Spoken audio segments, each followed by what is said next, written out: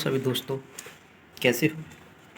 Timing शायद 3 बजा हो रहा है, तो सभी के लिए गुड आफ्टरनून।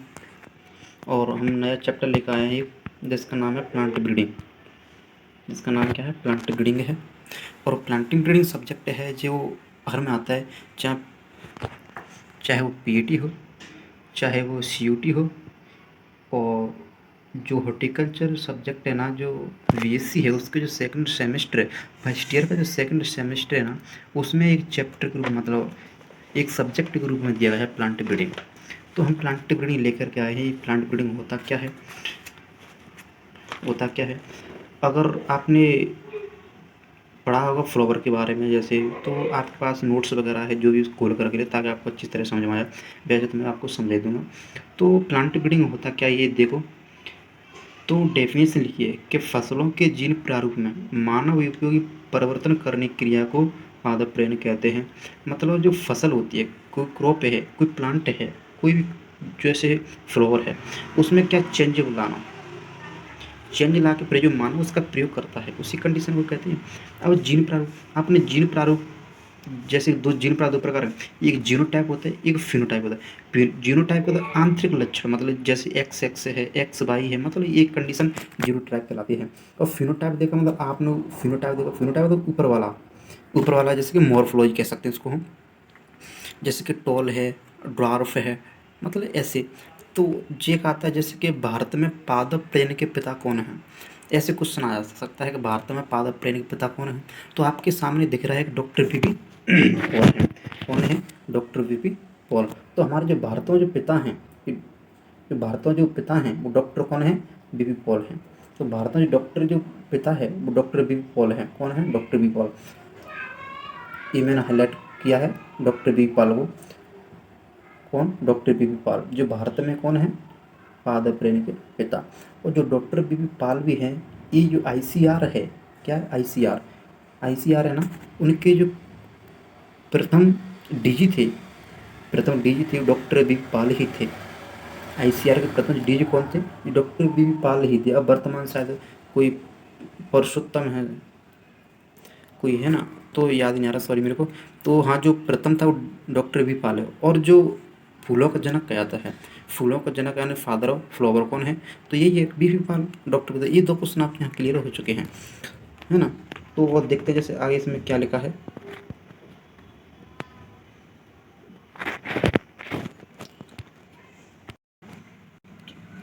जैसे आता है कि जो प्लांट ब्रीडिंग होता है, प्लांट ब्रीडिंग के मेन उद्देश्य क्या है, मतलब क्यों रहे प्लांट ब्रीडिंग, प्लांट के अंदर कर रहे हैं तो क्यों कर रहे हैं, ये इसका मेन उद्देश्य क्या है? तो ये लिखा है कि अधिक उपज वाली किस्मों का विकास करना, मतलब ऐसी वैरायटी जैसे कि अधिक उत्पादन हो ऐसी वैरायटी का। जैसे कि आपने पढ़ा हो कई वर्षों बाद, कई वर्षों पहले, जैसे गेहूं की कोई वैरायटी थी, वो बहुत ऊंची बढ़ती थी, बहुत, उनकी हाइट बहुत थी और उपज कम होती थी। तो उसमें क्या किया, ऐसे ही जैसे कि नॉरन टेन जीन था, उसके द्वारा गेहूं की जो वैरायटी, जितनी वैरायटी थी, उन्होंने क्या हुआ, सुधार किया था। तो उसी प्रकार अधिक उत्पादन वाली वैरायटी में चेंज करना है। उपजों की गुणवत्ता में सुधार करना है, ठीक है। उपज की गुणवत्ता में सुधार करना है। रोग प्रतिरोधी किस्मों का विकास करना है, मतलब जैसे कि पहले की जो किस्म थी तो उनमें अधिक डिसीज लगती थी, अब ऐसी डिसीज रेजिस्टेंस वैरायटी का उगानी है हमको। तो डिसीज ऐसी, मतलब अधिकतर इसमें डिसीज नहीं लगनी चाहिए। मतलब आजकल मार्केट में ऐसी ऐसी वैरायटी आ रही है, बहुत अच्छी वैरायटी, जैसे कि आपने देखा होगा, जैसे कि जैसे कोई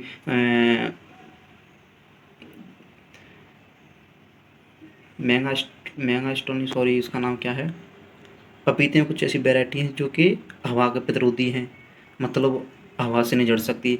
केला की वैरायटी हैं, मतलब बहुत सारी वैरायटी हैं। तो इनमें कोई डिसीज नहीं लगती है देखा, तो ऐसी वैरायटी का विकास हमको करना है ना। मतलब शीघ्र पकने वाली, यानी ईयरली वैरायटी, मतलब बहुत जल्दी पकने वाली वैरायटी, तो शीघ्र पकने वाली किस्मों का विकास भी करना है ना। और मतलब एक साथ पकना, मतलब कोई वैरायटी की आज पक गई, कोई जाकर रवि के समय पका, जैसे कि हमने खरीफ वाली फसल बोई थी, तो वो एकदम पक रही जायद में जाके, मतलब ऐसी हम जायद नहीं, मतलब एक संग पक रही, जैसे कि 3 से 4 महीने का ड्यूरेशन होता है इनका हार्वेस्टिंग का, तो 3 से 4 मंथ में जो पकनी चाहिए, है ना। अब आता है स्टोरी ऑफ पुरानी दुनिया, मतलब स्टोरी मतलब इतिहास। जैसे कि विज्ञान है जिसका बेबीलोन, बेबीलोन और असीरिया, इन्हें क्या किया था, खजूर था, एक प्लांट था खजूर, उसमें आर्टिफिशियल क्या किया था, उनमें आर्टिफिशियल पॉलिनेशन करवाया था, आर्टिफिशियल का तो पॉलिनेशन करवाया था।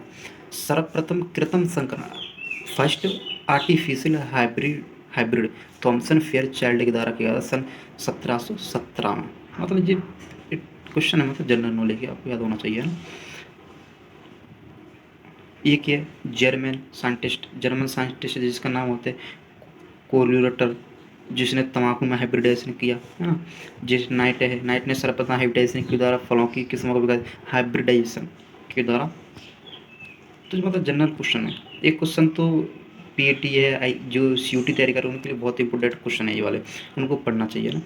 तो बहुत जैसे नेल्सन नेल्सन हेल 1900 ने single plant selection method develop किया था। मतलब एक प्लांट है, मतलब सिंगल ने एक और मेथड, मतलब एक प्लांट सिलेक्शन उसने का डेवलप किया था, जिसे हिटोरोसिस टर्म ऑफ इसमें ले दिया था हिटोरोसिस। अब हिटोरोसिस मतलब अलग अलग, हिटोरोसिस का मतलब अलग अलग टर्म मन हिटोरोसिस होता है। जॉनसन जॉनसन सन 1903 में प्योर लाइन थ्योरी होती होती है ना, ये भी सिद्धांत दिया था, प्योर लाइन थ्योरी। मेंडल ने सन 1856 में वंशागति के नियम इनहेरिटेंस, जो मेंडल थे, अब मेंडल को जन आनुवंशिक के पिता, फादर ऑफ जेनेटिक्स कौन है, मेंडल है। तो उसने 1856 में इनहेरिटेंस जो वंशागति के नियम दिए थे। जीएच सुल हाइब्रिड हाइब्रिड माज तथा हाइब्रिड वैरायटी का विकास किया, जो माज में मक्का मतलब मक्का की संकर वैरायटीज का विकास किया था जीएच सुल ने। अब एक और आता है जैसे 1966 यानी 66-67 में हरित क्रांति आई और धान और गेहूँ की बोनी जाती विकास की गई। अब जो हरित क्रांति दिख रही है आपको, अब जो 1966 65 66 67, ऐसे ही आपको हर नोट्स में हर डाटा अलग अलग दिखता है, 1966 यही है। तो जो हरित क्रांति थी ये किसके द्वारा लाई गई थी पूरे भारत में, भारत में देखो तो एम एस स्वामीनाथन लाई गई थी। अब पूरे विश्व में देखो तो डॉक्टर थे ई नॉर्मल वन, ई नॉर्मल है ना, कुछ ऐसे नाम था, डॉक्टर ई नॉर्मल, जो कि विश्व के पिता थे। और भारत में देखो तो डॉक्टर एम एस स्वामीनाथन हैं, हरित क्रांति के पिता है ना। तो जैसे कि जो लिखा है हरित क्रांति के जनक विश्व में, जो क्या है नॉर्मन और बोरलॉग विश्व में। अब भारत में कौन है, एम एस स्वामीनाथन। ये आपके सामने क्वेश्चन आ गया है जो मैंने बताया। अब जैसे मैंने बताया गेहूं में बोने पानी के लिए जीन था नॉरेंटेन, मैंने आपको बताया कि गेहूं की फैल जाती थी जो कि लंबी समय बहुत लंबी लंबी बढ़ती थी, उपज बहुत कम होता था, तो नॉरेंटेन जीन के द्वारा उनको चेंजेबल किया गया था, तो नॉरेंटेन है। और जैसे और गेहूँ भारत में गेहूं की बोनी किस्मों को मैक्सो के द्वारा लगाया तथा उन्हें भारतीय किस्मों के साथ संकड़ कर कल्याण सोना व सोना का किस्में उत्पन्न की गई थी। मैक्सिको, ये बोल रहा है कि मैक्सिको से लाया गया था, मतलब ये है ना। धान, अब जैसे कि धान के बोनेपन का जीन डीयू वो जीन है, जो धान में जो जीन होता है मतलब इनके बोनेपन के लिए डीयू जीन है। बहुत इंपॉर्टेंट क्वेश्चन है, पीएटी के लाना है ना। भारत में टीएन और IR-8 फिलीपींस से मंगवाकर जजा रत्ना व IR-36 किस्म का विकास किया गया था। यही है फिलीपींस। अब फिलीपींस से क्वेश्चन आया था, फिलीपींस से आपको एक क्वेश्चन बताऊँ, जो अंतर्राष्ट्रीय लेवल का जो अंतर्राष्ट्रीय जो धान का जो अनुसंधान केंद्र है, अनुसंधान संस्थान है, वो मनीला फिलीपींस में है, अंतर्राष्ट्रीय है ना। धान की जो धान और जो धान की जो पहली किस्म वेराइटी थी TN1 है, जो पहली किस्म बनी थी वो TN1 है। इंटरनेशनल राई रिसर्च इंस्टीट्यूट, मैंने बताया ना अभी कि बताया कि इससे पहले कि इंटरनेशनल राई रिसर्च इंस्टीट्यूट का मनीला फिलीपींस में है, पता। कॉटन की first hybrid variety H4 variety है, जो गुजरात की यूनिवर्सिटी द्वारा बनी गई है सन 1970 में। एक वेराइटी और इसकी शायद मेरे याद नहीं आ रही, हाँ वो वेराइटी है। जैसे हिटोरोसिस अभी पढ़ के आए हम, जब दो पेरेंट्स के बीच क्रॉस करा जाता है तो एबन पीढ़ी प्राप्त होती है, एबन पीढ़ी प्राप्त होती है, जैसे कि मतलब जो माता पिता है के जो बीच क्रॉस होता है तो वो जो पीढ़ी होती है उसको एबन पीढ़ी कहते हैं, उसमें एबन पीढ़ी का परफॉर्मेंस पेरेंट्स से अच्छा होता है, उसे ही टेरोसिस कहते हैं। टेरोसिस मतलब अलग डिफरेंट, मतलब डिफरेंट अलग, तो डिफरेंट है ना। अब आता है रिप्रोडक्शन। अब रिप्रोडक्शन क्या होता है, रिप्रोडक्शन उसको रिप्रोडक्शन, सेक्सुअल रिप्रोडक्शन, रिप्रोडक्शन वैसे दो प्रकार, एक सेक्सुअल होता है, एक आर्टिफिशियल होता है। तो हम पढ़ रहे हैं, पहले सेक्सुअल रिप्रोडक्शन पढ़ेंगे, लैंगिक जनन। तो लैंगिक जन्म में ये क्या बता रहा है कि लैंगिक जन्म में नर एवं मादा युग्म होता है, गैमेट्स। युग्म होता है गैमेट्स, मतलब कुछ इंग्लिश शब्द हैं जो बहुत जल्दी समझ आते हैं, जो हिंदी शब्द है वो बहुत जल्दी समझ नहीं आते। जैसे युग्म, युग्म में क्या होता है, इसमें गैमेट्स, गैमेट के संयोग से जो जाइगोट की उत्पत्ति होती है, तो भ्रूण के में परिवर्धन है, डेवलप होता है, मतलब भ्रूण। अब भ्रूण बताइए, एंडोस्पर्म, जो एंडोस्पर्म होता है उसका डेवलपमेंट होता है। जैसे कि जो गैमेट्स होते हैं, गैमेट्स आपके इफ्लोड होते हैं ना कि डिप्लोड। जो दो गैमेट्स मिलेंगे जब आपके जाइगोट बनाएंगे, जाइगोट हमेशा वैसे डिप्लोड होता है, ट्विन होता है। तो जो दो हैप्लोड मिलकर बनाते हैं वो डिप्लोड होगा। और जो जाइगोट आपका जो बीज होता है, जो सीड होता है ना, सीड का जो भ्रूण होता है, भ्रूण स्पर्म में क्या होता है, चेंजेबल हो जाता है। लैंगिक जन्म की प्रक्रिया का वर्णन निम्न के शीर्षों में किया जाता है। मतलब उनकी जो लैंगिक जो जन्म होता है, सेक्सुअल रिप्रोडक्शन होते हैं, उसकी और भी विधि है। देखो जैसे कि विधि, मतलब निम्न पार्ट उसके द्वारा किया जाए, जैसे कि फ्लावर, फ्लावर के द्वारा होता है। स्पोरोजेनेसिस के द्वारा होता है। गेमेटोजेनेसिस, मतलब स्पोरोजेनेसिस होता है, स्पोर बनने के लिए स्पोरोजेनेसिस कहलाती है, मतलब। और गेमेटोस बनने के लिए गेमेटोसिस कहलाती है। पॉलिनेशन, फर्टिलाइजेशन, जो पॉलिनेशन, पहले पॉलिनेशन होता है, उसके बाद में फर्टिलाइजेशन होता है, याद रखना। क्यों प्लांट ब्रीडिंग पढ़ रहे हैं, पहले पॉलिनेशन होगा, फिर फर्टिलाइजेशन होगा, वो एम्ब्रियोजेनेसिस, जब एम्ब्रियोजेनेसिस, है ना। तो इन चीज़ों, छोटी मोटी चीज़ों पर ध्यान देना बहुत ज़रूरी है ना। एम्ब्रियोजेनेसिस। इसके बाद में आता है फ्लावर की मॉर्फोलॉजी। मॉर्फोलॉजी, कोई चीज़ हो, तीन चीज़ होती है, एक तो मॉर्फोलॉजी होती है, एक उसकी एनाटॉमी होती है, एक उसकी फिजियोलॉजी होती है। तो जो मॉर्फोलॉजी में वैसे आपको सुना, तो मॉर्फोलॉजी होती क्या है। मॉर्फोलॉजी में ये देखते हैं कि प्लांट का आवरण, मतलब बाहर क्या है, कितनी इसकी टहनियाँ इधर है, इसमें अभी लीफ भी हैं, टहनियाँ इसकी, मतलब वो एपिडर्मिस भी है, मतलब ये देखते हैं मॉर्फोलॉजी में, मतलब बाहरी संरचना के बारे में अध्ययन करना मॉर्फोलॉजी। अब एनाटॉमी, एनाटॉमी जैसे कि हमारे शरीर के अंदर, हमारे शरीर के अंदर हड्डियाँ भी है, स्टमक भी है, लिवर भी है, छोटी इंटेस्टाइन, बड़ी इंटेस्टाइन है, मतलब और यहाँ ट्रैकिया है, मतलब इन चीज़ों को देखना, ये एनाटॉमी होगी। अब आते फिजियोलॉजी। फिजियोलॉजी में क्या देखते हैं कि ये लिवर लगा है, तो ये लिवर कार्य कैसे कर रहा है। यह ट्रैकिया, ट्रैकिया कार्य कैसे कर रहा है, इसको हम उसकी फिजियोलॉजी कहते हैं। तो इसमें देखा गया है, मॉर्फोलॉजी क्या है कि नर युग्मक पुष्प के अंदर पुंकेसरण स्टेमन, स्टेमन से उत्पन्न होता है। जो नर युग्मक होता है ना, नर युग्मक, तो नरयुग्म, नरयुग्म जैसे कि हिंदी में लिखा है समझ पर, इसको कहते हैं इंग्लिश में पॉलीग्रेन। क्या कहते हैं, पॉलीग्रेन। अब स्टेमन से, जो स्टेमन से उत्पन्न होते हैं, और स्टेमन से होते, तो स्टेमन भी है भाई, दो तीन भाग होते हैं स्टेमन के। एक तो एंथर होता है, कनेक्टिव पॉइंट होता है, एक फिलामेंट होता है। कहाँ से निकलते हैं ये नरयुग्म यानी पॉलीग्रेन, तो भाई स्टेमन के एंथर से। एंथर होता है ना, ऊपर लगा होता है, वहाँ जो एंथर होता है, एंथर में जो नरयुग्म का होता है निर्माण होता है, वहाँ से निकलते हैं स्टेमा के, स्टेमन के एंथर से। तो पॉलिनेग्रेन वहाँ से निकल उत्पन्न होते हैं। जब स्त्री केसर, स्त्री केसर कहते हैं फिस्टल, फिस्टल यानी कार्पल, ये मादा युग्मक उत्पन्न करते हैं। तो मतलब अब जैसे जो पिस्टल होता है, कार्पल होता है, ये क्या होता है, कार्पल। और कार्पल वैसे तीन भाग होते हैं कार्पल में, कार्पल तीन, स्टिग्मा, स्टाइल एंड ओवरी, तीन भाग होते हैं किसके, फिस्टल के। पिस्टल का दूसरा नाम होता है कार्पल। तो ये तीन भागों में डिवाइडेशन रहता है, स्टिग्मा, स्टाइल और ओवरी। ओवरी क्या रहता है, ओवरी। तो जो मादा युग्म होता है यूवरी में रहता है अधिकांश। जैसे फसल है, जैसे जौ, धान, गेहूँ, सरसों, तिल, अलसी, दलहन आदि, प्रत्येक पुष्प के स्त्री के साथ पुंकेसर दोनों ही उपस्थित होते हैं। आदि के पुष्प में स्त्री केसर, मतलब जो कहने का मतलब होता है, ये स्त्री केसर यानी कहने का मतलब ये एक पिस्टल होता है, और पुंकेसर, पुंकेसर होता है जैसे कि स्टेमन, मतलब किसी में दोनों उपस्थित होते हैं। उपस्थित जैसे कि आप गौर करिए, कोई प्लांट ब्रीडिंग चल रही है, जैसे ये क्या है, सेल्फ पॉलिनेशन। अब नर भाग एंड मादा भाग दोनों ही एक प्लांट में बताया रहा है, तो सोल क्या हो, सेल्फ पॉलिनेशन होता है उसके अंदर, सेल्फ पॉलिनेशन, है ना। तो बता रहे कि जो धान, गेहूँ, सरसों, तिल, अलसी, दलहन आदि के पुष्प में स्त्री के तरह पुष्प दोनों उपस्थित होते हैं। ऐसे पुष्पों को क्या कहते हैं, एकलिंगी, उभयलिंगी श्रेणी बोलते हैं, मतलब उभयलिंगी श्रेणी कहते हैं, हर्मोटाइड। अब यहाँ मतलब जिन पुष्पों में केवल फीमेल पार्ट होता है, उन्हें पिस्टिलेट कहते हैं। मतलब जैसे मतलब फीमेल पार्ट, फीमेल का पार्ट होता है उन्हें स्त्री केसरी कहते हैं, पिस्टिलेट कहते हैं। और जिनमें खाली मेल पार्ट होता है उनको क्या कहते हैं, स्टेमिनेट, पुंकेसरी कहते हैं। बस क्या कहते हैं, पुंकेसरी। अब इसके बाद में आता है क्या, यूनिसेक्सुअल, यूनिसेक्सुअल, बाइसेक्सुअल, मतलब आप है ना सुने होंगे, डायोसियस, मोनोसियस, ये जैसे।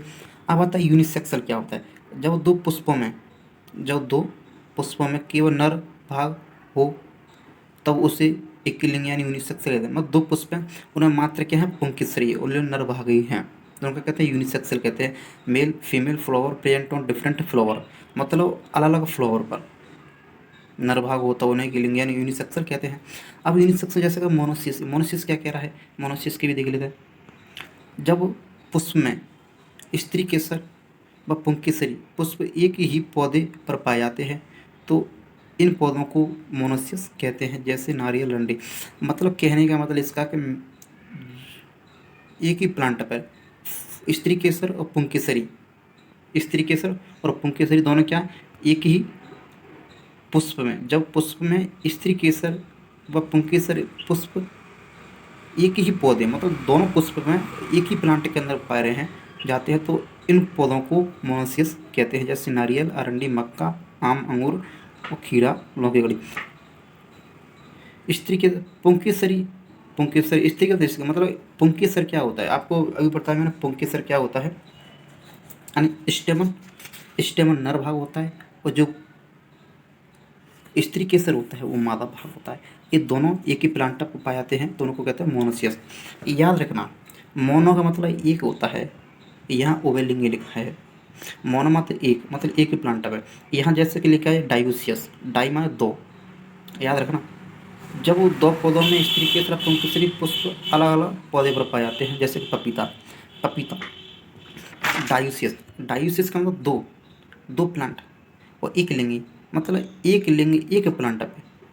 यहाँ तुम तो कुछ मत याद करो, मोनोसियस से तो मोनो का मतलब एक प्लांट और डायू से तो दो प्लांट, तो मतलब जो डायू से दो प्लांट हैं आगे लिखा है इसका हिंदी होता है एक लिंगी, मतलब एक लिंगी एक प्लांट पर, एक लिंगी एक प्लांट पे।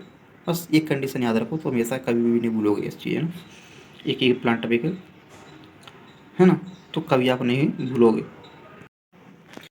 अब जिसके बाद आता अपना दूसरा नंबर, नंबर दो, स्पोरोजेनेसिस। स्पोरोजेनेसिस का मतलब स्पोर बनना, स्पोरोजेनेसिस कहलाता है। अब स्पोर बनते कैसे हैं, जैसे लिखा है कि पुंकेसर, पुंकेसर क्या लिखा है, पुंकेसर, पुंकेसर को बोलते हैं स्टेमन इंग्लिश में। अब एंड्रोशियम इसके ब्रैकेट में क्यों लगा है उसको मैं बताऊंगा। और स्त्री केसर, स्त्री केसर लिख क्यों क्या कहता है, कार्पल यानी पिस्टल इंग्लिश में। अब जैसे कि पुंकेसर मतलब बहुत सारे पुंकेसर मिलकर के एक चीज़ बनाते हैं, उसका नाम है एंड्रोशियम। एंड्रोशियम एक नर भाग होता है ना। ग्रुप ऑफ, ग्रुप ऑफ पुंकेसर यानी स्टेमन एंड्रोशियम कहलाता है, और ग्रुप ऑफ स्त्री केसर यानी कार्पल या पिस्टल गायनोसियम कहलाता है। जब इन दोनों में क्या होता है, म्यूसिस के द्वारा जो स्पोर बनते हैं उस प्रक्रिया को स्पोरोजेनेसिस कहते हैं। म्यूसिस आपने पता होगा, म्यूसिस, म्यूसिस क्या होता है, म्यूसिस मतलब जैसे सेल्स होती हैं, सेल्स कोशिकाएं होती हैं ना, जब उनका डिवीजन होता है तो दो सेल्स है ना, जैसे डिप्लॉइड सेल्स होती है वो हमें, डिप्लॉइड सेल्स है तो वो हिप्लोइड में बदल जाती हैं, किसमें, हिप्लोइड में बदल जाती है, तो मतलब वही म्यूसिस से होता है। स्पोर बनता है उसे क्या कहते हैं, स्पोरोजेनेसिस कहते हैं। Production of megaspore and microspore is के नाम स्पोरोजेनेसिस। अब आता है जो स्पोरोजेनेसिस के द्वारा आता है मेगास्पोर, माइक्रोस्पोर, आपको चलो आगे बताएंगे ये क्या है इनके बारे में, है ना। अब आता है जो स्पोरोजेनेसिस दो प्रकार का होता है, एक मेगास्पोर एक माइक्रोस्पोर, दो प्रकार का होता है जो स्पोरोजेनेसिस, एक तो मेगास्पोर होता है एक माइक्रोस्पोर होता है। तो चल चलते जो है दो टाइप का होता है स्पोरोजेनेसिस। अब आता है जैसे कि मेगास्पोर, मेगास्पोरोजेनेसिस क्या होता है, तो यूबिल होता है, यूबिल मतलब ओवरी होती है, ओवरी के अंदर होते हैं ओव्यूल पाए जाते हैं। ओव्यूल म्यूसिस के द्वारा मेगास्पोर बनने की प्रक्रिया को मेगास्पोरोजेनेसिस कहते हैं। अब जैसे कि आपको मैं बताऊं कि यूबिल कहाँ पाए जाते हैं, जैसे कि मैं बताऊं ओवरी बना के आपको,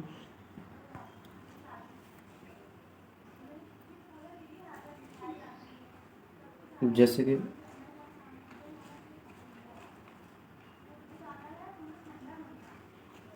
थोड़ा गलत बनाया मेरे से, ऐसे बना, कुछ ऐसे टाइप में रहता है, क्या रहता है, कुछ ऐसे टाइप में, लट्टू टाइप में रहती है।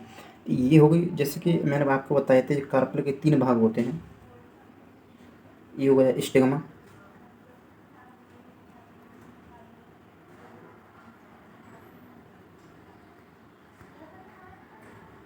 स्टिग्मा, इसको बोलते हैं स्टाइल,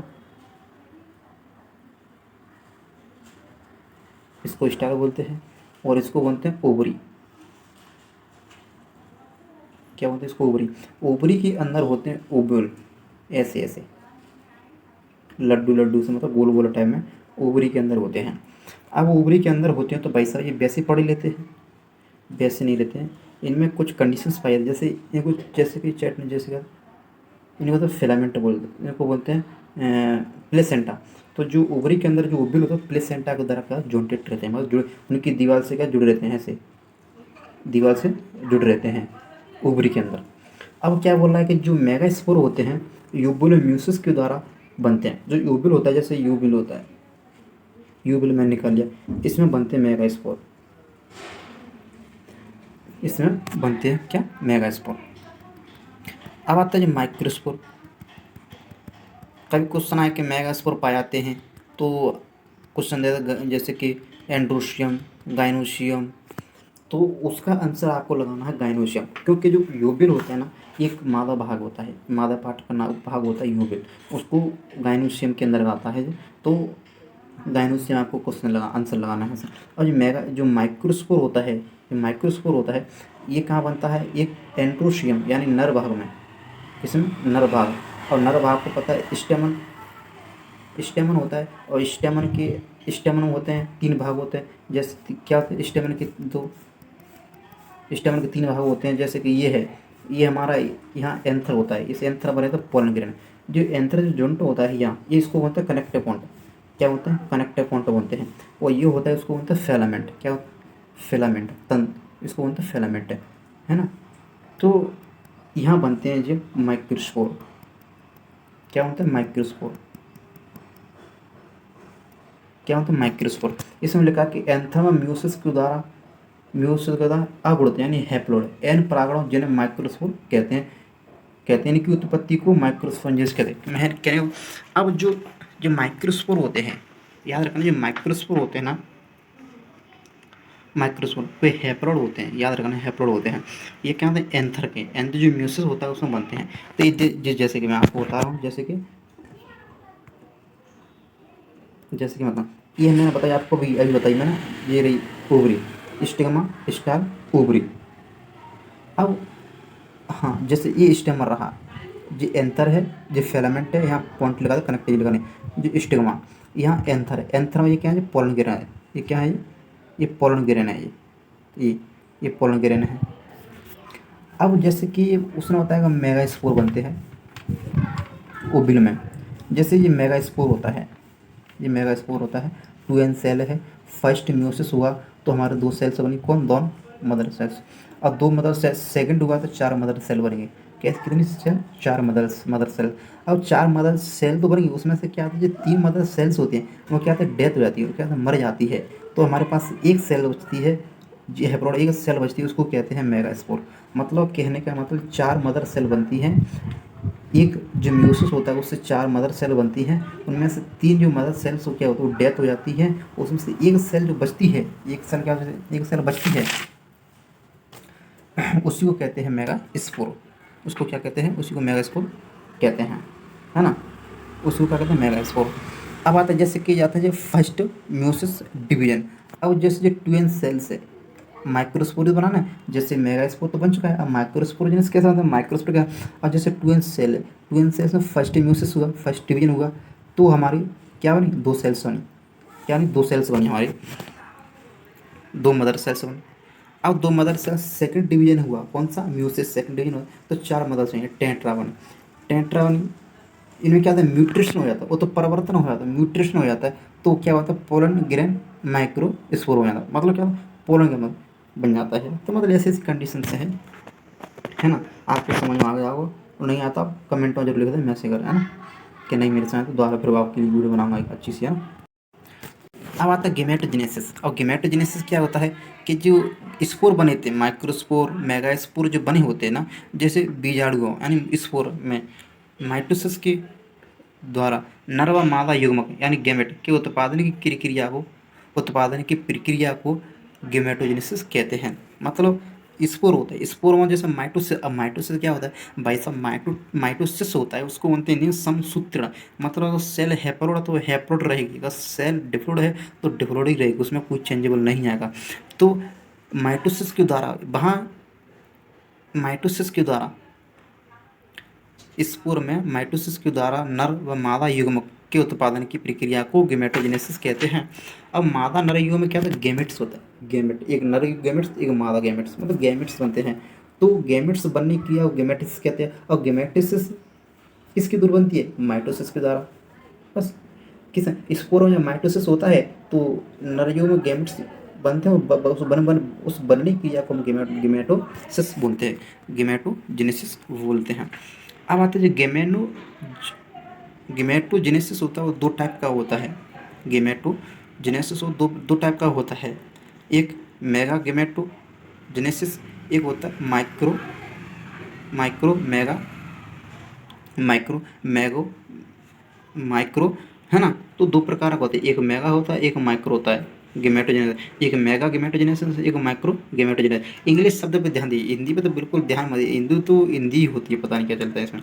तो इंग्लिश शब्द बहुत अच्छे शब्द है, अगर हिंदी के अपेक्षा देखा तो इंग्लिश शब्द बहुत अच्छी है ना।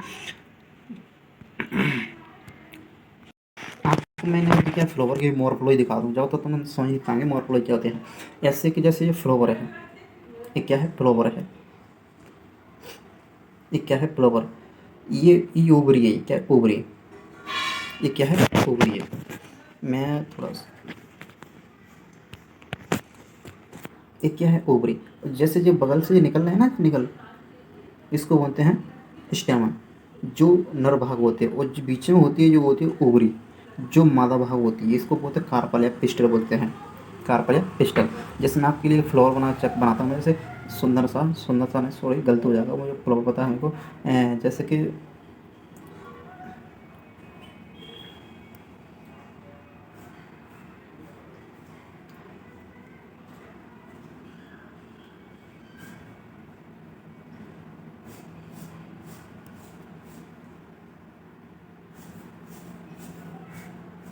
और इसके यहाँ से ये निकलते हैं जैसे कि एंथर, ओवरी के यहाँ से एंथर निकलते हैं, सॉरी स्टेमन निकलते हैं यहाँ से। ये होती है अपनी ओवरी हो गई। अब ओवरी के यहाँ से जैसे कि कोई प्रोतन प्लांट देखा होगा, ऐसा ऐसा होता है, ऐसा होता है, तो थोड़ा थोड़ा ऐसा होता है। और यहाँ से 3 से 4 पत्तियाँ निकल लेते हैं, हरी हरी 3 से 4 पत्तियाँ निकलती, लगभग 5 पत्तियाँ निकलती हैं। अब उनको क्या बोलते हैं, और जैसे जो पत्तियाँ होती हैं, ये पत्तियाँ, इनको जो हरी हरी 5 पत्ती, आपने गुलाब के प्लांट देखो, गुलाब के जो प्लांट होता है ना, वो गुलाब के पुष्प होता है, फ्लावर होता है, उस फ्लावर के नीचे 4 5 पत्ती निकली होंगी, उन पत्तियों को बोलते हैं भाई सेपल। क्या बोलते हैं, सेपल, सेपल बोलते हैं। अगर ये सेपल, अगर एक ग्रुप बना लेती है, एक से जिस सभी सेपल से मिलकर अगर एक ग्रुप बनाती है ना, उस ग्रुप बोलते हैं कैलेक्स। क्या बोलते हैं उसको, हम उस ग्रुप को हम कैलेक्स बोलते हैं, क्या, कैलेक्स। अब जो आपको जो फूला हुआ भाग दिख रहा है, फूला हुआ भाग, इसको बोलते हैं थैलेमस, थैलेमस, हाँ उसको थैलेमस बोलते हैं, थैलेमस। तो जैसे अपना सेब हुआ, कभी कोई क्वेश्चन पूछ लेता है पीएटी का कि सेब का खाया हुआ क्या थैलेमस होता है क्या थैलेमस, क्योंकि उसका जो थैलेमस क्या होता है, बड़ा हुआ, मतलब थैलेमस ही होता है, एक प्रकार का सेब होता है, क्या थैलेमस होता है ना। तो थैलेमस। अब जो कैलेक्स हो गई, सेपल कैलेक्स। अब जो क्या है, जो ओवरी है, ये अंदर दिख रही है आपको, ये ओवरी है, यहाँ ओवल होती है इसके अंदर, है ना। तो ये क्या, स्टेमन, जैसे दिख रहे हैं आपको स्टेमन, स्टेमन का भाग होता है, ये एंथर हो गया, ये फिलामेंट हो गया, है ना, ये फिलामेंट है। तो ये अंदर दिखते हैं। अब आपको मैं दिखा रहा हूँ कुछ और, एक और एक और मॉर्फोलॉजी प्लांट की।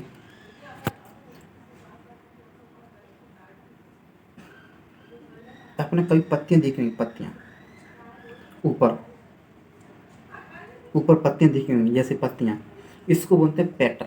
अगर जैसे पत्तियाँ, बहुत सारी पत्तियाँ होती है, जैसे फ्लावर होता है, फ्लावरों पर बहुत सारी पत्ती होती है, अगर उसमें से एक पत्ती हम निकाल दें, जैसे हमने एक पत्ती यहाँ निकाल दें, ये पत्ती उसमें समूह का, इस पत्ती को बोल सकते हैं हम क्या, पेटल।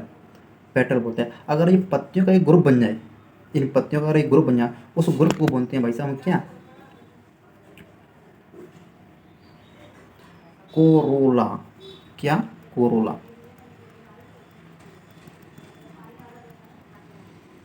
क्या बोलते हैं इसको हम, कैरोला।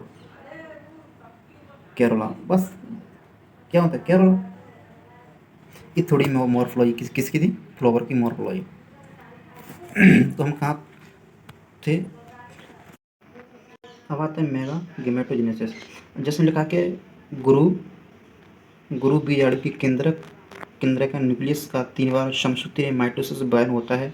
इसके प्रत्येक गुरु बीजाणु केंद्रक कोश का एक द्रव पोल पर जाते हैं, मतलब गुरु बीजाणु केंद्रक जो कोशिका है ना, एक द्रव पर जाते हैं। इनमें से बीच वाला केंद्रक अंड कोशिकाएं एक सेल उत्पन्न करता है, जबकि अगल बगल के दोनों केंद्रक सहायक कोशिका सिलिंडर सेल्स बनाते हैं। मतलब कहने का मतलब जो माइटोसिस होता है, उनमें 3 बार माइटोसिस होता है। 3 बार माइटोसिस होता है तो 3 तरह के सेल्स, तो 3 तो बनेंगे सेल्स, 3 प्रकार के केंद्रक है ना, तो 3 सेल्स उत्पन्न होंगे। अब 3 सेल्स क्या होता है, एक जो सेल्स होती है एक सेल उत्पन्न करता है और 2 अगल बगल की सेल्स बचती है, उनमें क्या सिलिंडर सेल्स के, जैसे कि ये डेप में आपको सरल तरीका से समझा देता हूँ।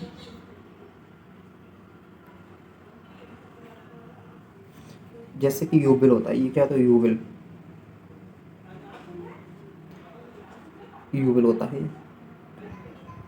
यहाँ होती है जो ध्रुवीय कोशिका, 3 कोशिका यहाँ होती हैं और 3 यहाँ होती हैं। जो 2 सेल्स, जो 2 कोशिका होती है ना, 2 क्या होते हैं, ये 2 कोशिका होती हैं।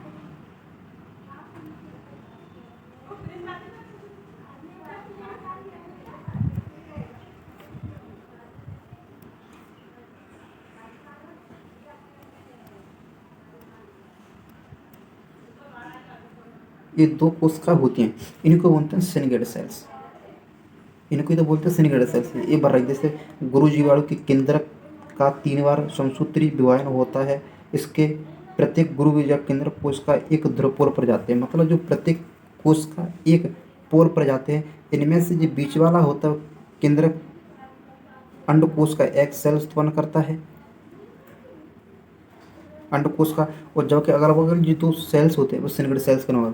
तो जिस सिलिंडर सेल्स होती हैं और एक सेल्स होती है वो होती है एक सेल, इसको बोलते हैं एक सेल। और जो ध्रुवीय है इसको बोलते हैं पोलन सेल, है ना। और 3 सेल्स ये होती हैं यूबिल के अंदर, इनको हम बोलते हैं सॉरी एंटीफोडल सेल्स। क्या बोलते हैं इनको हम एंटीफोडल सेल्स बोलते हैं, इनको एंटीफोडल। अब जो 2 साइट होती हैं, जो साइट इस साइड्स होती हैं, साइट का ये होता है नीचे, इसको बोलते हैं चले जा। इसको क्या बोलते हैं हम, इसको बोलते हैं चले जा साइट। कि क्वेश्चन होता है कि चलिए साइड पे 3 सेल्स पाई होती हैं, तो वैसे 3 बोल देना, 3 सेल्स होती हैं चलिए पार्ट पर। और चलिए पार्ट तो हो जा, ये होता है जो माइक्रोपाइल। क्या होता है, माइक्रोपाइल पे भी 3 सेल्स होती है। 3 सेल्स कौन सी, एक तो अपनी एक सेल होती है और 2 सिलिंडर सेल्स होती है। मतलब यहाँ से क्वेश्चन होता है, थ्योरी मत देखो, थ्योरी तो पहले इस डायग्राम के हिसाब से हम पूरा सब कुछ बना सकते हैं ना, है ना। तो क्या लिखा है, अन्य 3 जो केंद्र के विपरीत ध्रुवों पर जाते हैं और इनसे एंटीपोडल सेल्स की उत्पत्ति होती है। जो 3 केंद्रक होते हैं वो विपरीत ध्रुवों पर जाते हैं। मतलब 3 मैंने बोला ना कि अभी जैसे कि आपको भी बताया मैंने आपको बताया 3 रहे, 3 जो एंटीपोडल सेल्स हैं। कौन सी सेल्स हैं, ये एंटीपोडल सेल्स है। तो जो चैलिया पार्ट होता है ना, चैलिया तरफ होता है ना, चैलिया की बगल में ऐसे बोलो चाहे कुछ, वहाँ पर 3 सेल्स हो, उसको एंटीपोडल सेल्स कहते हैं। क्या कहते हैं, एंटीपोडल सेल्स कहते हैं, है ना। क्या एंटीपोडल्स की उत्पत्ति होती है, मेगास्पोर के बीच में शेष बचे 2 केंद्रकों को ध्रुवीय पोलर न्यूक्लिय कहते हैं। अब पोलर न्यूक्लिय, और जैसे कि मैंने आपको बताया था पोलर न्यूक्लिय, जैसे कि यहाँ बीच में थी तो इनको पोलन बोलते हैं। पोलर न्यूक्लियर बोलते हैं। इन्हीं के आसपास में फ्यूजन से द्वितीयक केंद्र सेकेंडरी न्यूक्लियस की उत्पत्ति होती है। गुरु बीजाणु मेगास्पोर से इस प्रकार उत्पन्न संपूर्ण संरचना स्ट्रक्चर को भ्रूणकोश, एम्ब्रियो सेक अथवा मेगामेटोफाइट कहते हैं। अब भ्रूण सेक क्या होता है? अब भ्रूण सेक होता है ना, भ्रूण सेक एक जैसे कि भ्रूणकोश, भ्रूणकोश यानी एम्ब्रियो सेक, एम्ब्रियो सेक जैसे अपना बीज होता है, ये बीज होता है, इसकी बताओ। हाँ, ये हमारा ये क्या है? ये सीड है, ये हमारा सीड है। सीड में भाई साहब 3 कंडीशन पाई जाती हैं। सीड में कितनी बार कंडीशन पाई? 3 कंडीशन पाई। तो सीड में क्या होता है? एक तो होता है सीड कोट, सीड कोट इसको बोलते हैं बीज आवरण। एक होता है एंडोस्पेरम, एंडोस्पेरम को बोलते हैं भ्रूणकोश, एक होता है भ्रूणकोश और एक होता है एम्ब्रियो। ये 3 पाए जाते हैं हमारे बीज के अंदर। क्या पाए? 3 चीज़ें पाई जाती हैं बीज। तो जैसे कि आपने देखा होगा, जैसे नारियल होता है, जैसे मैंने बताया कि आपके बीज में 3 चीज़ होती हैं, एक सीड कोट होता है, एक एंडोस्पेरम होता है, इनको भ्रूणकोश बोलते हैं, एक होता है एम्ब्रियो। तो जो सीड कोट होते हैं इसमें 2 कंडीशन मिलती हैं, एक होता है टेस्टा, एक होती है टेगमन। क्या होता है? एक टेस्टा होता है, एक टेगमन होता है ना। क्या होता है? एक टेस्टा होता है, एक टेगमन होता है। तो आपने पढ़ा होगा जैसे कि अनार होता है, अनार का खायानी भाग क्या होता है? आपको अनार का बीज क्वेश्चन आता है पीटी के अंदर, एक अनार का खायानी भाग क्या होता है? तो अनार का जो भाग खाते हैं वो क्या होता है पता है आपको? टेस्टा होता है। क्या होता है? टेस्टा। तो बीज में एक टेस्टा होता है, एक टेगमन होता है। तो अनार का खाने वाला वो टेस्टा होता है। अब जो भ्रूणकोश होता है, भ्रूणकोश होता है, इसको बोलते हैं एंडोस्पेरम। तो नारियल होता है, नारियल, तो नारियल का खाने वाला भाग होता है वो एंडोस्पेरम ही होता है। क्या होता है? एंडोस्पेरम यानी भ्रूणकोश होता है, भ्रूणकोश होता है ना। उसमें और आप क्या लिखा है? एम्ब्रियो का तो है ना।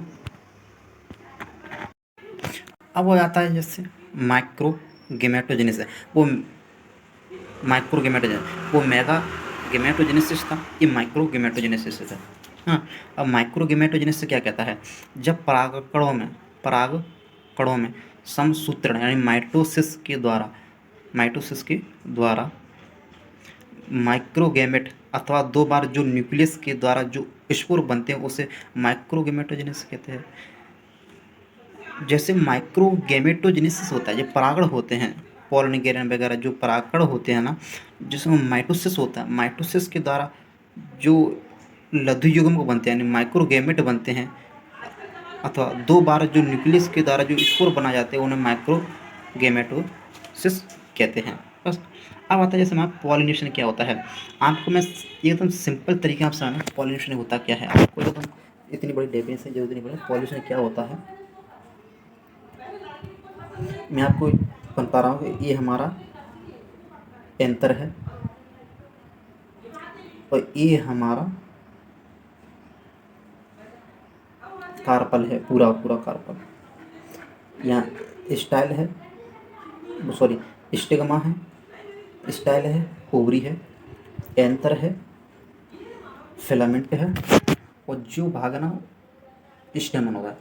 एक सिंपल सा फंडा है, कुछ नहीं, बस एक शब्द का है कि स्टेमन के एंथर से पॉलन ग्रेन का, स्टेमन के एंथर से कहाँ से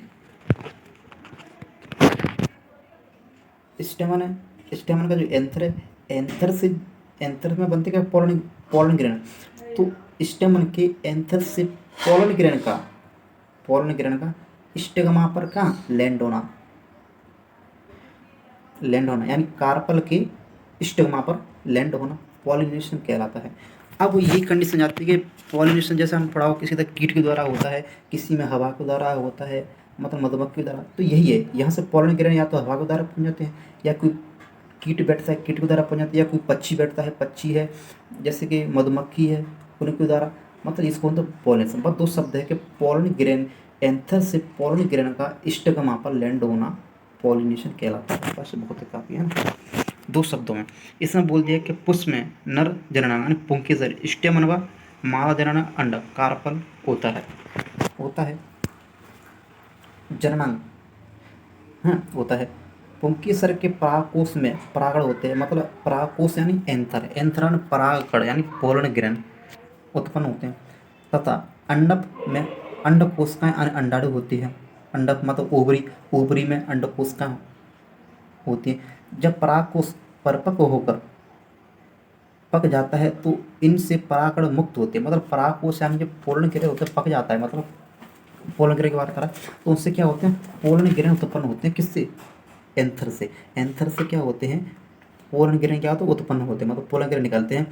तो इनसे परागकण मुक्त होते हैं तथा अंडक की बत्रिकाग्रहण स्टिग्मा पर पहुंचते हैं। इसी क्रिया को क्या होता है, परागण पोलिनेशन कहते हैं। मैंने आपको क्या समझाया, यही तो समझा, एंथर से पोलन ग्रहण का स्टिग्मा पर लैंड होना पॉलिनेशन कहलाता है। बस है ना, यही छोटे छोटे ये क्या, जैसे परागण दो प्रकार से हो रहा है, एक स्वपरागण एक परपरागण। अब जैसे मैंने आपको बताया कि जैसे कि पोलन, जैसे कि ये पॉलिनेशन हो रहा है, जैसे कि ये क्या है, मधुमक्खी है, ये क्या है, मधुमक्खी, ये क्या है, मधुमक्खी, मधुमक्खी है, मधुमक्खी। यहाँ से ये ले आ रही क्या, पोलन ग्रहण, पोलन ग्रहण ले आ रही है। पोलन ग्रहण क्या करते हैं, स्टिग्मा पर, ये स्टिग्मा पर लैंड कर दिए। पोलन ग्रहण क्या लीजिए, क्या पोलन ग्रहण है, ये एंथर है, एंथर है ना, ये ले जा रही मधुमक्खी चिपका के अपने पैरों से, ये हो गया, यहाँ तक पहुँचाना, ये पॉलिनेशन हो गया बस। और जो क्या है, ओबिल, यूबिल, ओवरी है ना, जो ओवरी है, कुछ नहीं है, एक सिंपल फंडा, मतलब अगर समझ जाते हैं तो आप बहुत सरल है ये, अगर समझ रहे हैं तो, और नहीं समझ तो बहुत कठिन है ना। आपको मैं एक हिंट दे दूँ, हिंट, क्वेश्चन बनता है, जब पीएटी होता है ना, क्वेश्चन बनता है कि जैसे पोलन ग्रहण होता है, पोलन ग्रहण, जब पोलन ग्रहण होता है ना, पोलन ग्रहण होता है, उसकी एक सेल्स होती है, एक सेल के अंदर दो केंद्रक होते हैं। जैसे पोलन ग्रहण, पोलन ग्रहण की जी एक सेल होती है, एक सेल है, इस सेल है, इसके अंदर दो केंद्रक होते हैं। याद रखना, हमेशा हमेशा आगे काम देंगे अभी, कि पोलन ग्रहण होता है, पोलन ग्रहण की एक सेल्स के अंदर दो केंद्रक होते हैं। क्या होता है, दो केंद्रक। तो पोलन ग्रहण की एक सेल्स के अंदर दो केंद्रक होते हैं, ये देखना है ना।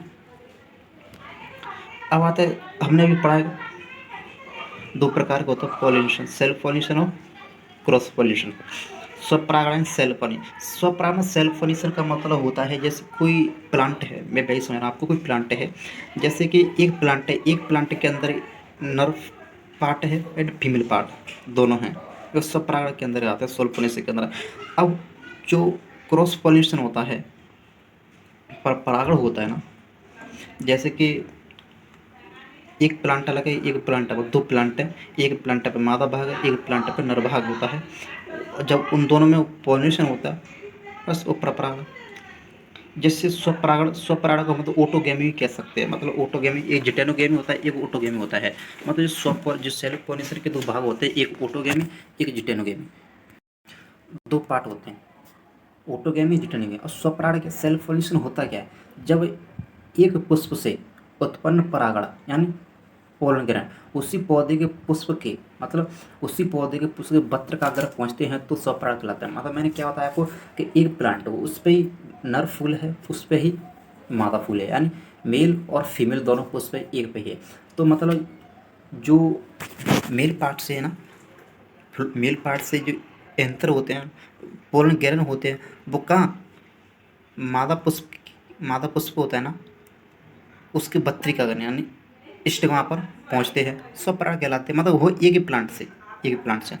अब बात इसके, इसे इसे ऑटोगैमी, इसे ऑटोगैमी क्यों कहते हैं, इसका थोड़ा सा डिफरेंस हुआ क्यों कहते हैं बता देगा। ऑटोगैमी ये द्विलिंगी, इंग्लिश में, वो हिंदी में द्विलिंगी और हिंदी में यूनिसेक्सुअल, वो हाँ मोनस मोनस यूनिसेक्सुअल, यूनिसेक्सुअल, यह द्विलिंगी पुष्प में होता है।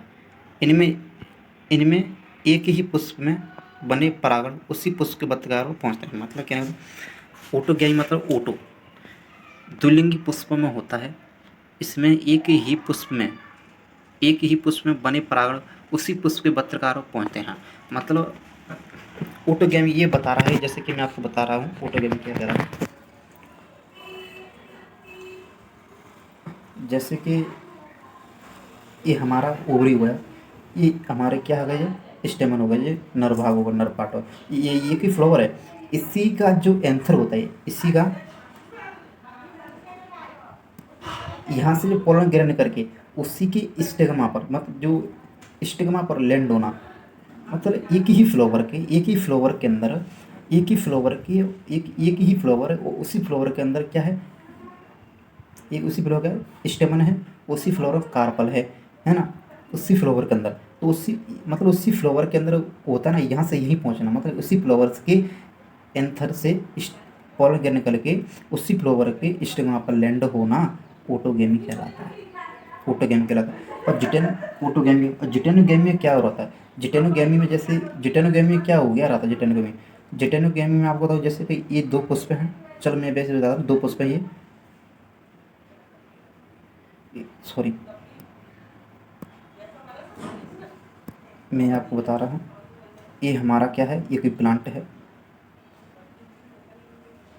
ये क्या है, हमारा कोई प्लांट है, एक पुष्प यहाँ है और एक पुष्प यहाँ है, एक पुष्प यहाँ ही गई, 2 अलग अलग पुष्प हैं, ये प्लांट क्या है, एक ही प्लांट है, मतलब क्या, एक ही प्लांट है, याद रखना एक ही प्लांट है। तो एक ही पौधे के अलग अलग फूल में, अलग अलग फ्लावर में, एक फ्लावर में मादा भाग, एक फ्लावर में नर भाग, यानी एक ही पौधे के अलग अलग फूलों से एक फ्लावर पर क्या है ना, पोलन ग्रेन का दूसरे फ्लावर के स्टिग्मा पर लैंड होना, पॉलिनेशन कौन सा, जिटेनोगेमी पॉलिनेशन हो गया, इसको जिटेनोगेमी बोलते हैं। वे हैं दोनों सेल्फ पॉलिनेशन के अंदर ही आते हैं, दोनों ये दोनों सेल्फ पॉलिनेशन के अंदर आते हैं, ऑटोगेमी जिटेनोगेमी। पर ऑटोगेमी में क्या होता है, ऑटोगेमी मतलब एक ही पुष्प के अंदर होता है जो भी हो रहा है, और जिटेनोगेमी 2 पुष्पों के अंदर होता है जो भी होता है, जो है ना होता है। अब आता है बहुधा परपरागत, इसको ऑप्टेन पॉलिनेट क्रॉप। अब बहुधा परपरागत क्या होता है, बहुधा परपरागत के बारे में समझो कुछ। तो ऑप्टेन पॉलिनेशन, ऑप्टेन क्या होता है, ऑप्टेन पॉलिनेटिक क्रॉप क्या होते हैं, जैसे कोई क्रॉप है, कोई फसल से, चाहे सीरी क्रॉप हो, चाहे पल्सेस क्रॉप हो, चाहे स्पाइसेस क्रॉप हो, चाहे फ्रूट क्रॉप हो, कोई भी हो, जैसे उसमें जो परपरागणिक क्रिया होती है ना, 5% से अधिक होती है, तो उसे ऑप्टेन पॉलिनेट क्रॉप कहते हैं। मतलब 5% से अधिक हो रही तो उसे ऑप्टेन पॉलिनेट क्रॉप है। जैसे कपास है, कपास का नाम होता है ना, जो कपास है ना, अरहर, तम्बाकू, अरहर का नाम कैजिनस कैजान है ना, इसका बॉटनी का नाम होता है अरहर का कैजिनस कैजान, है ना। जो अरहर है ना, लेग्यूमिनेसी कुल से बिलोंग करती है, तो वो दाल वाली फसल है। तो और जो कपास है, जो मालवेसी कुल से बिलोंग करती है। कपास कोई नहीं, जैसे कपास को रुई भरती है, जो रुई होते हैं ना, वो रुई का प्लांट ही कपास कहलाता है। क्या कहलाता है, रुई होते हैं ना, रुई होते हैं, उसका प्लांट क्या कहते हैं, कपास कहलाता है ना, उसको कहते हैं कपास। अब आता है जैसे mechanism promoting of self pollination. इस जो क्या होता है, इसके अंदर एक आती है क्लिस्टोगेमी का मैं वैसे समझा दूँ कि जैसे कि क्लिस्टोगेमी होता है, जिसमें क्लिस्टोगेमी जो प्लांट होते हैं, इनमें पॉलिनेशन तो होता है, पॉलिनेशन होता है, बट वे कभी क्या होता है, खिलते नहीं हैं, मतलब ओपन नहीं होते, उनके फ्लावर कभी ओपन नहीं होते हैं, खिलते हैं। और जो क्लिस्टोगेमी जो पुष्प होते हैं, जो फ्लावर जो प्लांट्स होते हैं, वे कभी खिलते नहीं हैं, मतलब हमेशा ही बंद कंडीशन में रहते हैं। इसमें देखते हैं क्या लिखा है, जैसे कुछ द्विलिंगी पुष्प अपने जीवन काल में कभी नहीं खिलते, इसमें लिखा है। मैंने क्या बताया आपको, भी कभी नहीं खिलते, पॉलिनेशन तो होता है। द्विलिंगी पुष्प यानी वही कंडीशन, द्विलिंगी पुष्प यानी एक ही पुष्प के अंदर मादा नर भाग दोनों एक, वही कहते हैं द्विलिंगी। द्विलिंग अगर इंग्लिश में बोलते हैं यूनिसेक्सुअल, यूनि मान एक और एक यानी द्विलिंग, मतलब एक ही पे द्विलिंग है ना, एक ही पे द्विलिंग। तो कुछ द्विलिंगी पुष्प अपने जीवन काल में कभी नहीं खिलते हैं, अर्थात हमेशा बंद रहते हैं, ओपन नहीं होते, लेकिन परागण होता है, परागण पॉलिनेशन तो होता है। क्लिस्टोगेमी कहते हैं इसको, क्या क्लिस्टोगेमी कहते हैं। यह पुष्प सामान्यतः भूमि के अंदर होते हैं, यह स्वपरागण का अनुकूलन होता है। मतलब ये जो होते हैं, जो प्लांट होते हैं ना, वो भूमि के अंदर, जैसे ड्रोसेरा और खट्टी बूटी, ड्रोसेरा और जो प्लांट खट्टी बूटी, ये जमीन के अंदर ही होते हैं, है ना।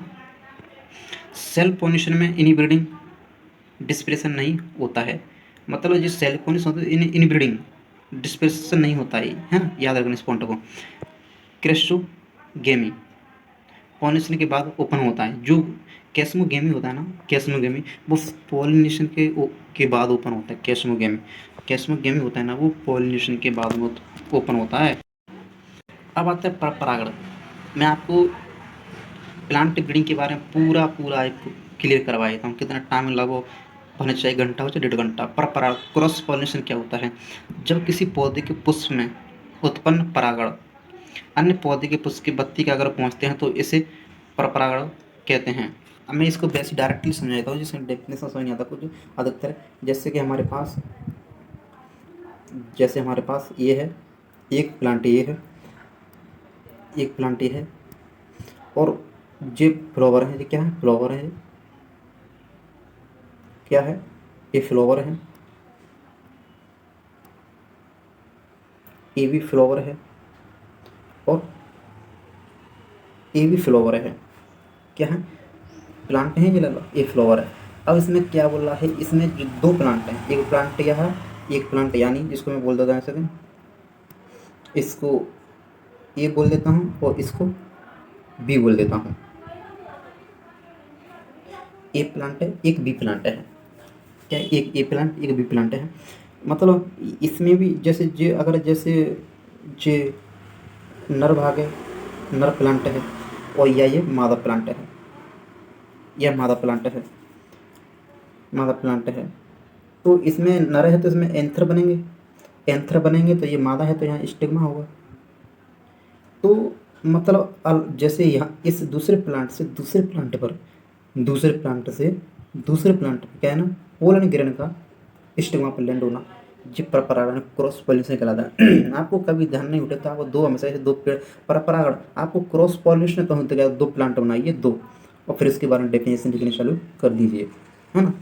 पर वहाँ सेल्फ पॉलिनेशन की बात है, सेल्फ पॉलिनेशन की, वहाँ सिर्फ एक ही प्लांट बनाइए और उसके दो भाग होते हैं, जिटेनोगेमी, ऑटोगेमी। ऑटोगेमी से अंदर सिर्फ एक ही फ्लावर आएगा, तो जिटेनोगेमी के अंदर दो फ्लावर आएंगे, मतलब एक प्लांट के अंदर दो फ्लावर आएंगे। किसमें? जिटेनोगेमी, है ना। ये आपको समझ में आ रहा थोड़ा सा। अब जैसे पपीता, मक्का, प्याज, आम, बाजरा और सूरजमुखी, अरंडी, ये आपको अगर पीएटी तैयारी आप कर ही रहे हैं सच्चे रूप से, तो आपको जो है ना, जिनकी एग्जाम्पल याद करना बहुत इंपॉर्टेंट होता है। क्योंकि जब पूछता है कि पपीता में कौन सा किस प्रकार का पॉलिनेशन होता है, तो आपको बताना पड़ेगा क्रॉस पॉलिनेशन, सेल्फ पॉलिनेशन, मतलब कौन सा होता है। तो वो आपको बहुत टाइप दिए, जिटेनोगेमी, ऑटोगेमी, और बहुत अपरपरागत, है ना, ऑप्टेन, ये देगा। तो उसमें आपको पपीता में लगाना चाहिए जो क्या, क्रॉस पॉलिनेशन। क्रॉस पॉलिनेशन पपीता की जो फसल होती है, पपीता की फसल होती है ना, पपीता की, जैसे कि आपको बताऊँ मैं पपीता के बारे में एक एक बहुत इंपॉर्टेंट क्वेश्चन आता है पपीता में। अगर पपीता यहाँ पर आ गया तो थोड़ा मुझे याद भी आ गया क्वेश्चन। ये पपीता का जो प्लांट होता है ना, पपीता के जो नर मादा का जो अनुपात होता है ना, नर और मादा, जो नर मादा का अनुपात होता है, यानी नर 1 मादा 10, तो नर मादा का जो अनुपात 1:10 होता है। क्या होता है? 1:10। ये कभी क्वेश्चन आ जाए तो पूछ लेना कि पपीता नर मादा का अनुपात क्या होता है? 1:10 होता है। क्या होता है? 1:10। और कभी हमेशा जो पौधे हैं, एक गड्ढे में दो पौधे लगाने चाहिए। मतलब पपीता के एक एक गड्ढा पौधा है, क्या होता है? एक गड्ढा। तो एक गड्ढे हमेशा दो प्लांट लगाना चाहिए। किसके? पपीता के। जैसे मैं गड्ढा के लिए बना रहा हूँ, ये मैं गड्ढा बना रहा हूँ,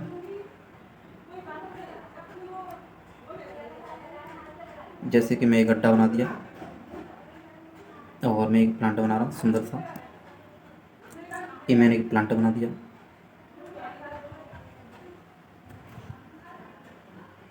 और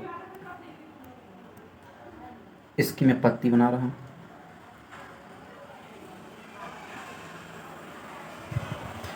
है ना। और एक प्लांट को लगा रहा हूँ मैं यहीं से छोटा सा,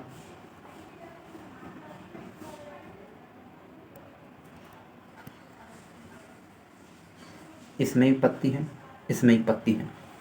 मतलब एक गड्ढे में हमेशा दो प्लांट लगाना चाहिए पपीता का। एक गड्ढा है, इसमें दो पपीते के दो प्लांट लगाना चाहिए पपीता के। एक गड्ढे में दो प्लांट, मतलब, है ना। तो जो नरमादा का अनुपात होता है 1:10 रहता है पपीता के अंदर, याद रहेगा ना। Mechanism of cross pollination, pollinated. अब मैकेनिज्म इसकी क्रियाविधि, जैसे कि अब पॉलिनेशन जो परपरागण होता है, परपरागण में जैसे कि जैसे मोनोसियस, डाइसियस, डायोगेमी, है ना।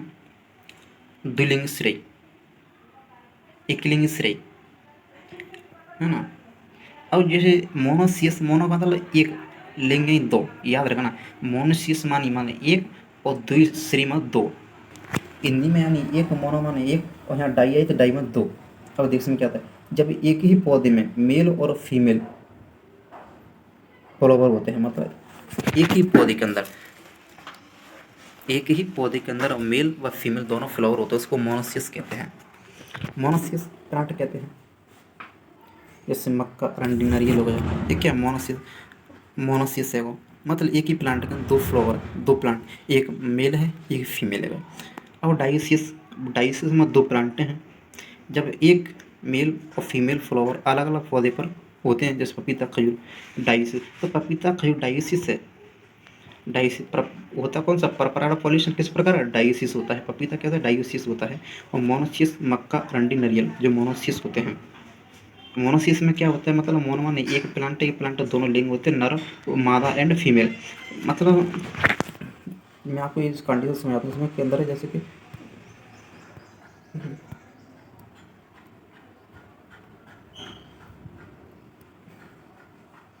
जैसे कि एक ही पौधे में नर फीमेल, मतलब ऐसे जो प्लांट है,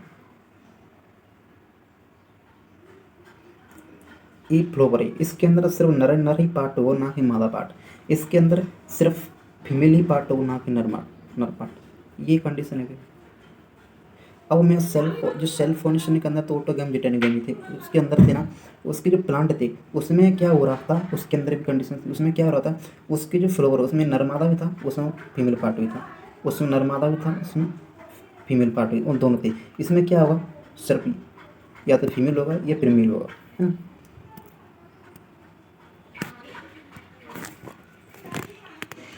डायोसियस, जब मेल और फीमेल फ्लावर अलग अलग पौधे पर होते हैं, पपीता, खजूर। अब जिससे डाइगेमी क्या था, जब मेल और फीमेल फ्लावर का मैच्योरिटी टाइम अलग अलग हो, मतलब पकना, मैच्योरिटी पकना। जैसे अपने मैच्योरिटी टाइम पकना, मतलब जैसे कभी कि जैसे कि कोई प्लांट है, जैसे कि मैं आपको बता रहा हूँ, जैसे कि जब female part flower part maturity अलग अलग पकना होता है, मतलब कि जैसे कि कभी बोलें तो इसका जो मेल है वो जल्दी हो गया तैयार, इसका फीमेल जल्दी हो गया तैयार, मतलब जल्दी पक जाता है, तो मतलब वो जल्दी किसी क्रिया कर लेता है ना। तो यही कंडीशन होती है डायोगेमी में, है ना। इस यही, और डायोगेमी के अंदर दोनों प्रोटोगानी, एंड्रोगानी। प्रोटोगाइनी, गाइनी का मतलब जैसे मैं यहीं से समझा था, प्रोटोगानी के अंदर लिख के अंदर गाइनी मतलब गाइनोसियम। गाइनोसियम मैंने आपको बताया, गाइनोसियम, गाइनोसियम क्या होता है, मैंने आपको यही बताया था गाइनोसियम क्या होता है। जैसे जो कार्पल होता है, मैंने कार्पल बनता पाया, कार्पल होते हैं ना, जो बहुत सारे कार्पल्स मिलकर एक गाइनोसियम का निर्माण करते हैं। कार्पल्स होते हैं, कार्पल्स मिलकर के गाइनोसियम का निर्माण करते हैं। गाइनोसियम पता है कि मादा भाग होता है, मादा भाग होता है। और प्रोटो एंड्री, एंट्री माने एंड्रोशियम, एंट्री माने एंड्रोशियम, गाइनी मतलब गाइनोशियम। तो एंट्री, एंट्री मतलब होता है नर भाग, बहुत सारे स्टेमन मिलकर के एक एंड्रोशियम का निर्माण करते हैं। तो प्रोटोगानी और proto entry, proto entry, entry माने एंड्रोशियम, गाइनी मतलब गाइनोशियम, याद रखना। अब गाइनोशियम क्या होता है, जो प्रोटो, ये जो इसके जो एग्जाम्पल आ रहे हैं, बहुत इंपॉर्टेंट एग्जाम, बहुत वेरी वेरी इंपॉर्टेंट एग्जाम्पल है। पीएटी के अंदर पूछे बहुत, यहाँ से पीएटी के अंदर आईसीआर, बीएचयू और सीयूटी के अंदर पूछ जाने वाला क्वेश्चन है ये। मतलब अब आईसीआर तो बंद है वो, सॉरी, सीयूटी।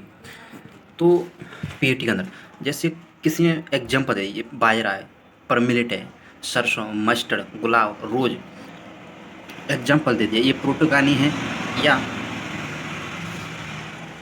प्रोटोगानी है या प्रोटो एंट्री है। तो आपको याद होना चाहिए कि बाजरा, प्रोटोगानी, सरसों और गुलाब, ये प्रोटोगानी है। अब प्रोटोगानी का इसमें मतलब क्या है, प्रोटोगानी ये है कि इसमें पॉलिनेशन तो होगा, होगा पॉलिनेशन, पर इनमें कैसे होगा, तो इन्हें क्रॉस पॉलिनेशन, क्रॉस पॉलिनेशन है ना, पॉलिनेशन तो होगा। और जैसे कि जो बाजरा है, इसमें प्रोटोगानी के अंदर होता है, प्रोटोगानी मतलब जो मादा पार्ट होता है ना, फीमेल पार्ट होता है ना, वो पहले डबल हो जाता है, मतलब पहले पक जाता है, नेचुरल हो जाता है पहले, और नेचुरल हो जाता है पहले, वो निकल जाता है, वो पहले ही आ जाता है, निकल जाता है। और दूसरे दूसरे पौधे से क्या कर लेता है, उसके दूसरे पौधे का जो स्टिग्मा होता है वहाँ लैंड हो जाता है, प्रोटोगाइनी, सॉरी सॉरी, गायनी तो फीमेल पार्ट क्या इसका, ये क्या होता है, नेचुरल हो जाता है। जैसे कि मैं आपको चित्र के अंदर समझा रहा हूँ,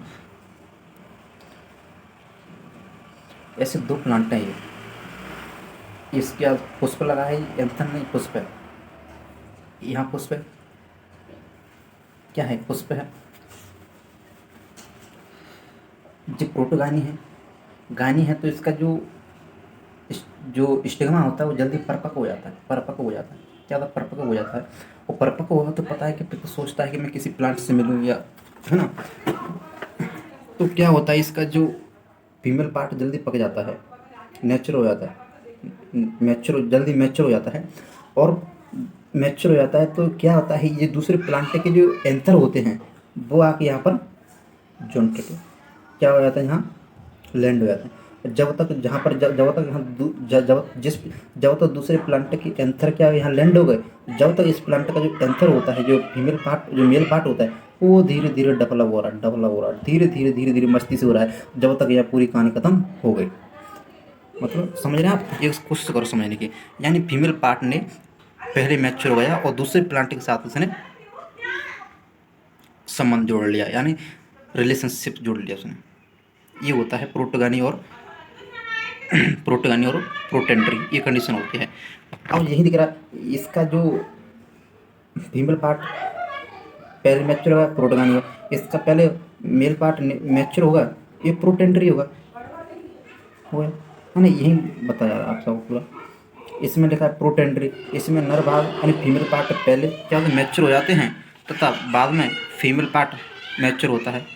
मतलब पहले मेल पार्ट है वो, बाद में फीमेल पार्ट मैच्योर होता है। जैसे मक्का, चुकंदर, भिंडी, कपास। कपास कपास का पता है, ऑप्टेन क्रॉप का ऑप्टेन फॉलिएशन होता था इसमें, कपास के अंदर, है ना। चलो इसके बाद हम आता है सेल्फ इनकम्पेलेबिलिटी। सेल्फ इनकम इनकम्पेलेबिलिटी क्या होती है, मतलब कहने का स्व अनिश्चितता क्या होती है, इसको हिंदी में बोलते हैं। स्व अनिश्चितता क्या होती है, स्व अनिश्चितता के मतलब कंडीशन ये होती है, जो मोनोसिस प्लांट होता है इन्हें में देखने को मिलती है अधिकतर है, मोनोसिस प्लांट होते हैं। अब मोनोसिस प्लांट मैंने अभी आपको इससे पहले बताया कि मोनोसिस प्लांट और डायोसिस प्लांट। मोनो का मतलब एक प्लांट, मोनो मतलब एक प्लांट, इसको बोल देते हैं हिंदी में द्विलिंगी। लिंग यानी एक ही प्लांट है वो दो लिंग है, एक नर है एक मादा लिंग, एक नर फ्लावर एक मादा फ्लावर। और डायोसिस मतलब डाई प्लांट है, और एक लिंगी श्रेय, एक लिंगी श्रेय मतलब एक लिंग है एक प्लांट पे, और एक लिंग एक प्लांट है। तो मोनोसियस इसमें क्या लिखा है, जब एक ही पौधे का यानी मोनोसियस फ्लावर का नर भाग मादा भाग से मिलने में असमर्थ होता है, तो इसे सेल्फ इनकम्पेटिबिलिटी कहते हैं, अनिश्चितता कहते हैं। मतलब क्या है, मतलब एक पौधे पर दो फ्लावर तो हैं, एक ही पौधे पर दो फ्लावर हैं, पर उनमें क्या था, मिलने में असमर्थ, वो मिल नहीं पा रहे हैं, उसी कंडीशन को कहते हैं स्वनिश्चितता। अनिश्चितता इस कंडीशन कहते हैं। आपने सुना हो नर बंधता, बंधता एक वो स्टेरिलिटी, स्टेरिलिटी के नाम से यहाँ पर एक मुझे तो विटामिन याद आ रही है, इसका नाम विटामिन ई, क्या है, विटामिन ई। इसको हम और भी कहते हैं ब्यूटी विटामिन के नाम से जानते हैं, इसको ब्यूटी विटामिन के नाम से जानते हैं। विटामिन ई, कौन सी विटामिन, विटामिन ई। इसकी कमी से क्या होता है, इसकी कमी से बंधता रोग हो जाता है, स्टेरिलिटी रोग। आपने सुना होगा विटामिन ई कमी से स्टेरिलिटी रोग हो जाता है, क्या होता है, स्टेरिलिटी हो जाता है, विटामिन ई कमी से स्टेरिलिटी रोग हो जाता है, तो मेल बंधता। अब आते हैं जैसे कि सो अनिश्चितता।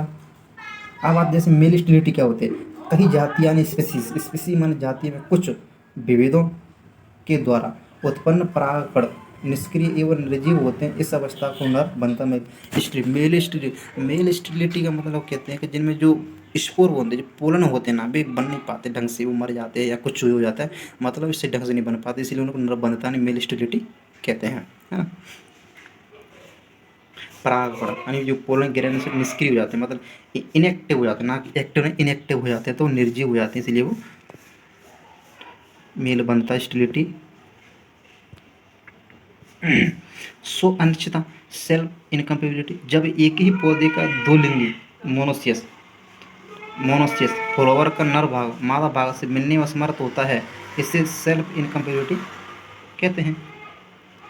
नर भाग मादा भाग से मिलने में असमर्थ मतलब बोल रहा है कि अभी बोल रहा है कि नर भाग है ना, मादा भाग से मिलने पर, नर भाग को नहीं मिल रहा, नर भाग को जो पोलन गिरा उसमें नष्ट हो गए, निर्जीव है, इसीलिए वो नहीं मिल पा रहे। इस कंडीशन को स्व अनिश्चितता बोलते हैं ना, स्व अनिश्चितता बोलते हैं इस कंडीशन को। ये सबसे जस्ट जब क्वेश्चन होता है इम्पोर्टेंट, सबसे पहले वैज्ञानिक कॉरल रूटर ने सेल स्व स्व अनिश्चितता रिपोर्ट किया था। मतलब सबसे पहले यही कॉलर रूटर ने देखा था स्व स्व अनिश्चितता वाला, स्व अनिश्चितता एक कंडीशन है ना जो रूटर ने देखी, कॉल रूटर ने देखी थी, स्व स्व अनिश्चितता वाली कंडीशन है ना, रिपोर्ट किया था किसने? कॉलर रूटर ने। ये बहुत इंपॉर्टेंट क्वेश्चन है, ऐसे क्वेश्चन पूछ जाते हैं पीटी के अंदर कि कॉलर रूटर ने क्या किया था, किसने खोजा था। तो जो सेल स्व अनिश्चितता है ना, स्व अनिश्चितता जो कॉलर रूटर ने देखा था सबसे पहले, ऐसा कहना है इसका। अस्वनिश्चितता के जो टाइप होते हैं, स्वनिश्चितता कितने टाइप का होता है, कितना हेटेरोमॉर्फिक होता है, एक होमोमॉर्फिक होता है, मतलब इनके टाइप होते हैं, कितने टाइप के होते हैं यानी स्वनिश्चितता। तो हेटेरोमॉर्फ मतलब हेटेरो मतलब अलग, हेटेरो मतलब अलग अलग टाइप की, है ना। इसमें बोला है हेटेरो सेल्फ इनकम्पेबिलिटी में, इसमें फ्लावर की मॉर्फोलॉजी अलग अलग होती है। हेटेरो मतलब मॉर्फोलॉजी, फ्लावर की मॉर्फोलॉजी वो अलग होती है, मतलब आप बाहर का जो आहार होता है वो अलग अलग दिखता है। जैसे कारण है मादा भाग स्टिग्मा, मादा भाग स्टिग्मा की ऊंचाई होती है और एवं नर भाग स्टिग्मा की ईथ में कम होती है, ईथ में कम होती है, मतलब ये कंडीशंस होते हैं। Heteromorphic, homomorphic. हेटेरोमॉर्फिक मैं आपको समझा रहा हूँ, जैसे हेटेरोमॉर्फ और जो होमोमॉर्फिक क्या कंडीशन होती है। देखिए मैं आपको चित्र के अनुसार समझा रहा हूँ। फ्लावर फ्लावर की मॉर्फोलॉजी इसमें क्या होता है, अलग अलग होती है। जो स्टिग्मा होता है वो स्टिग्मा की ऊंचाई एवं नर भाग की ईथ में कम होती है, ये कंडीशन देखने में मिलती है इसमें। अब आता है होमोमॉर्फिक, होमोमॉर्फिक सेल्फ इनकम्पेटिबिलिटी देख क्या होता है। इसमें फ्लावर की स्थिति ज़्यादा अलग नहीं होती है, मतलब उसके पीछे इसमें ज़्यादा अलग नहीं होता, छोटा बड़ा ज़्यादा देखने होता है, जिसमें होता है स्टिग्मा की ऊंचाई, नर भाग की कम ऊंचाई, मतलब इसमें इसे ज़्यादा देखने में नहीं मिलती। ये कहें तो यह पद्धति विषम रूप से हेटेरोमॉर्फिक की तुलना बहुत कम और अधिक व्यापक रूप से पाई जाती है, बहुत कम। मतलब कहने का मतलब ये है कि जो स्वनिश्चितता में देखें तो सबसे अच्छी विधि है, सबसे अच्छा जो टाइप होता है वो होमोमॉर्फिक होता है। होमो का मतलब समान, होमो का भी उसको कभी आता है होमो का मतलब समान, मतलब हाँ। एपोमिक्सिस क्या होता है, एपोमिक्सिस आप क्या होता है, तो इसको बोलते हैं अंश गजनन, अंश गजन, मतलब हिंदी शब्द कुछ ऐसे कुछ समझ नहीं पड़ते क्या लिखे हैं क्या।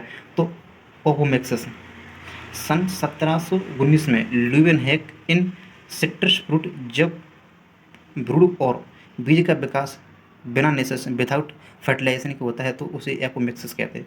एपोमिक्स यही है। देखो आपने हार्मोन पढ़ा हो, ऑक्सीजन हार्मोन, ऑक्सीजन हार्मोन,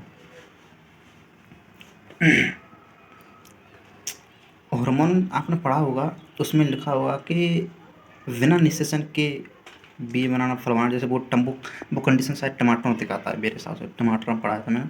तो जैसे ल्यूवेन है, और ल्यूवेन हैक आ गया तो भाई साहब दो कंडीशन आ गई हैं ल्यूवेन हैक। तो जो बैक्टीरिया था, बैक्टीरिया फादर ऑफ बैक्टीरियोलॉजी कौन है, ल्यूवेन हो गई है, ल्यूवेन हो गया, है ना। और ल्यूवेन हो को फादर ऑफ और भी कहते हैं शायद उसको कुछ,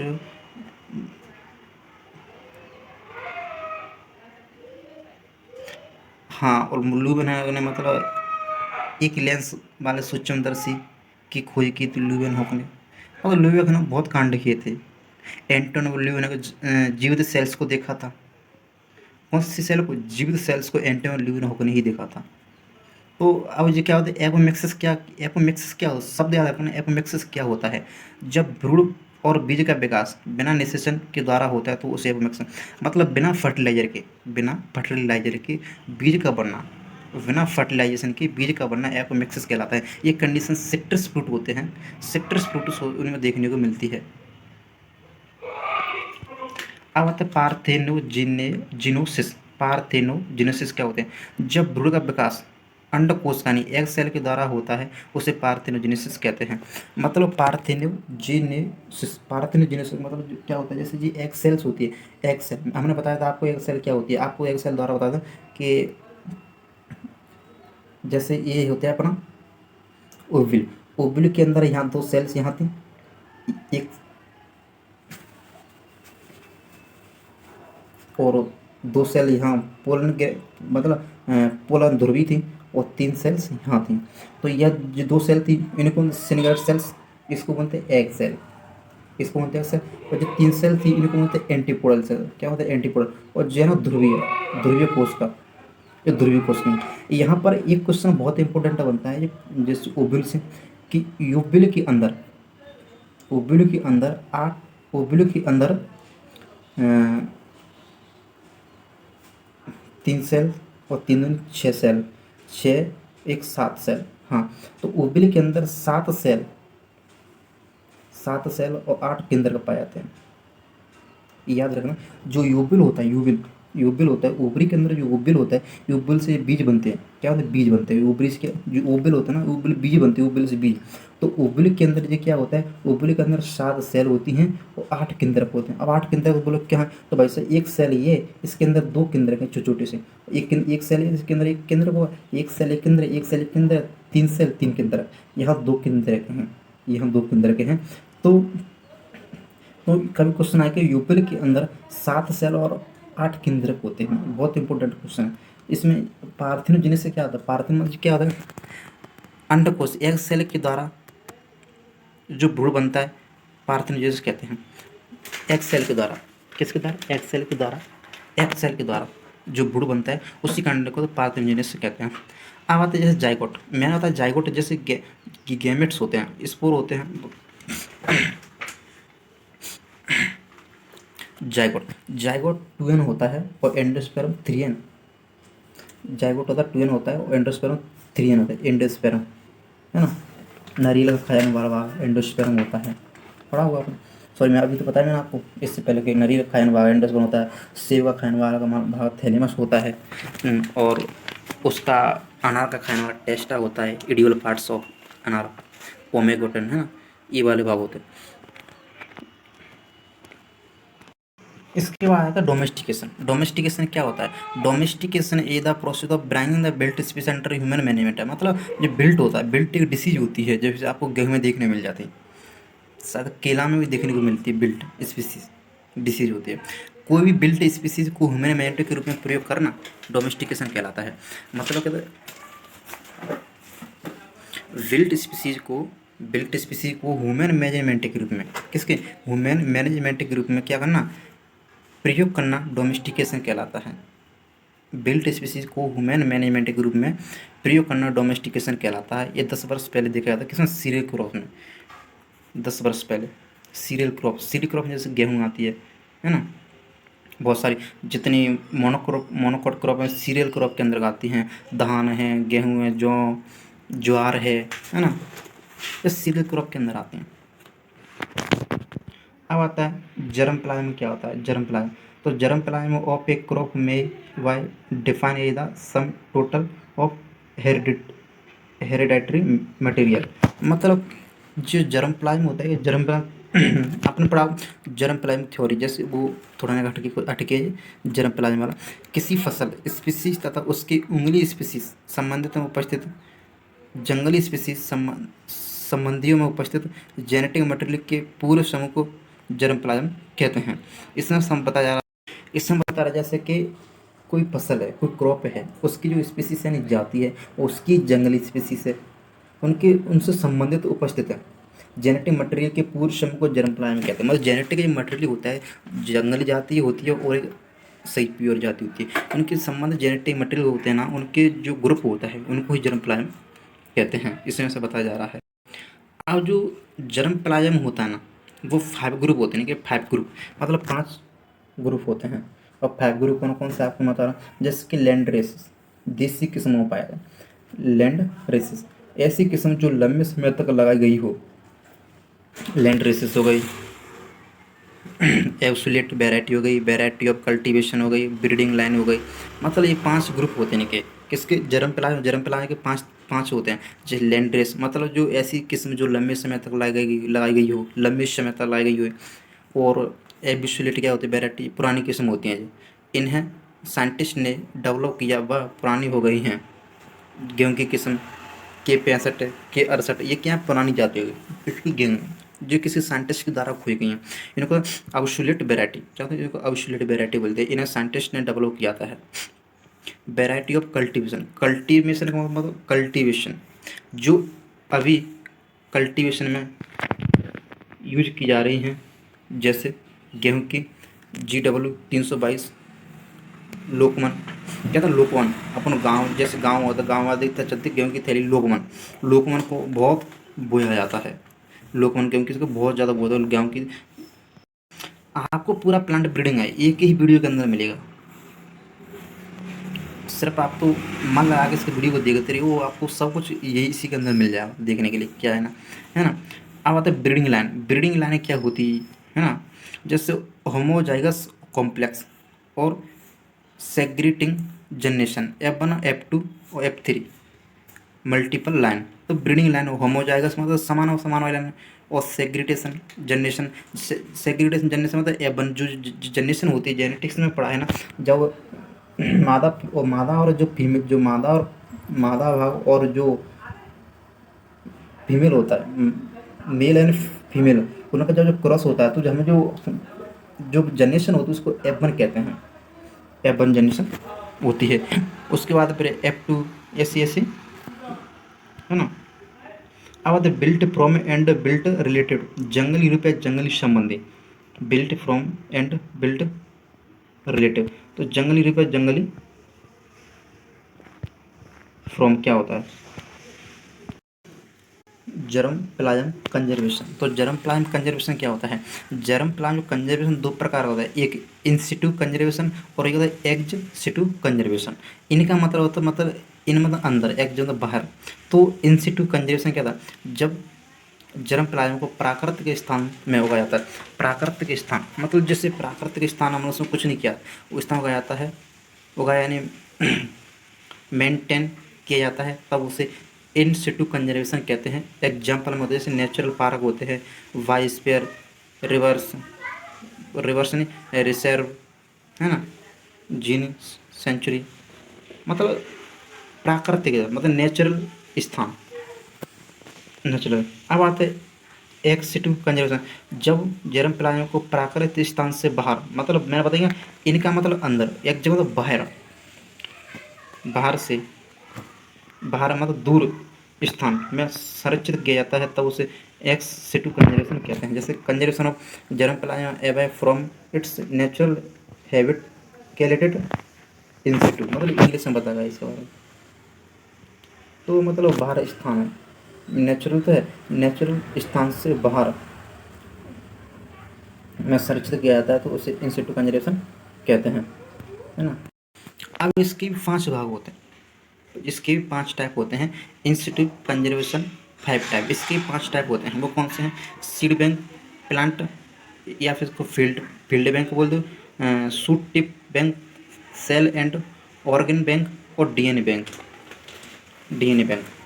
है ना। ये भी इंस्टीट्यूट कंजर्वेशन होता है 5 टाइप का होता है, सीड बैंक, प्लांट या field bank, shoot tip bank और tip cell and organ bank और डीएनए बैंक। तो ये 5 प्रकार का होता है।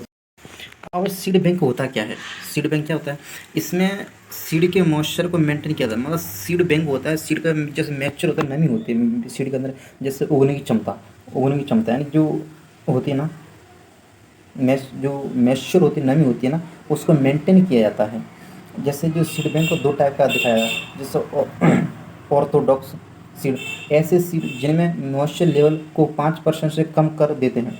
मतलब ऑर्थोडॉक्स सीड में बता रहा है कि ऐसे सीड जिनमें मॉइस्चर लेवल को 5% से कम कर देते हैं एवं उसकी जर्मिनेशन कैपेसिटी होती है 5% से, क्या होता है उसकी जो मॉइस्चर लेवल होता है उसको 5% से कम कर देते हैं एवं उसकी जर्मिनेशन कैपेसिटी होती है। इसका एग्जाम टोटल क्रॉप क्या होता है, टोटल क्रॉप। तो इसके अंदर क्या आता है, इसके जो एग्जाम जितनी क्रॉप होती है वो टोटल क्रॉप होती है, उसके इसके अंदर आती हैं, और तो थोड़ा सीड के अंदर, है ना, इसके अंदर आता है। अब आते हैं जैसे कि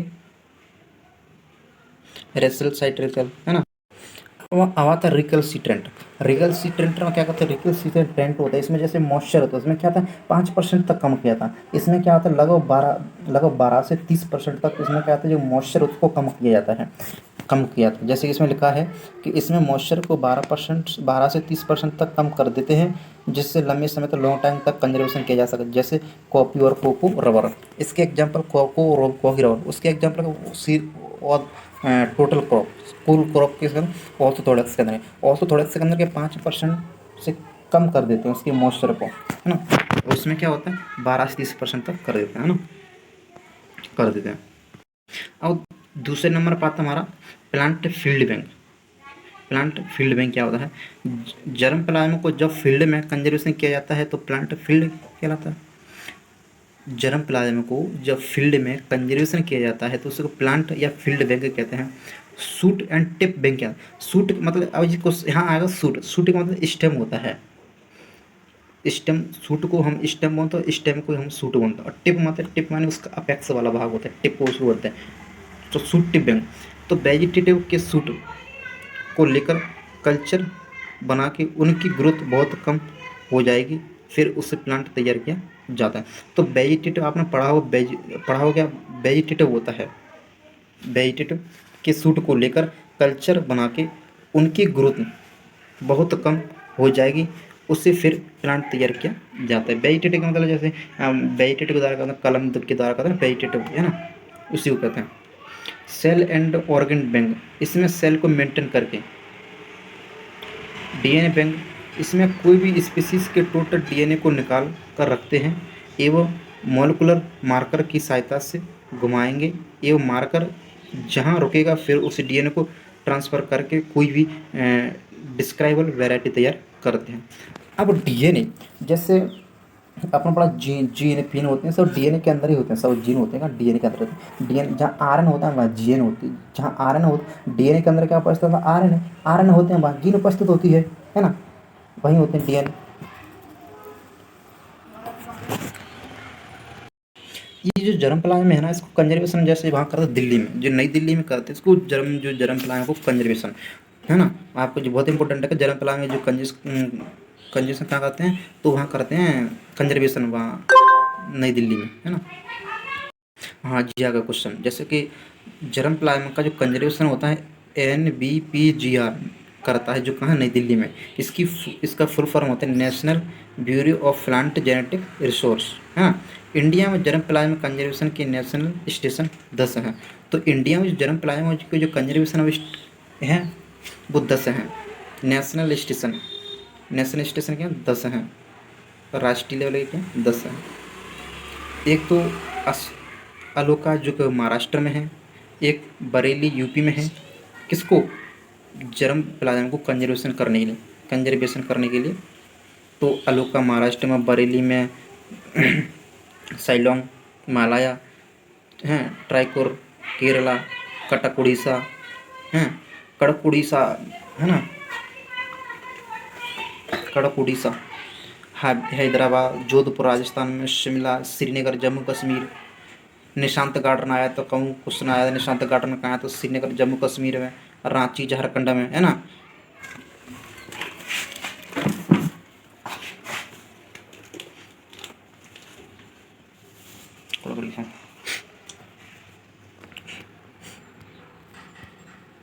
अब एक हेडिंग बनती है, इसका नाम था प्लांट इंट्रोडक्शन। क्या होता है इंट्रोडक्शन, क्या होता है, जब किसी वैरायटी को एक देश से दूसरे देश में लाकर या एक देश में भी यानी एक स्टेट से दूसरे स्टेट को इंट्रोड्यूस मतलब इंट्रोड्यूस कराते हैं, मतलब जाना पहचान है, या कल्टीवेशन के लिए लाया जाता है तो उसे प्लांट इंट्रोडक्शन कहते हैं। मतलब कोई प्लांट कोई वैरायटी, मतलब कोई हम बाहर विदेश से लाए, कोई देश से लाए, हमारे देश में लाए, या हमारे देश में से किसी, मतलब इसको इंट्रोड्यूस कराते हैं, इंट्रोड्यूस सबसे परिचित कराते हैं ये वैरायटी ऐसी है, मतलब उस टाइप की जैसे, है ना।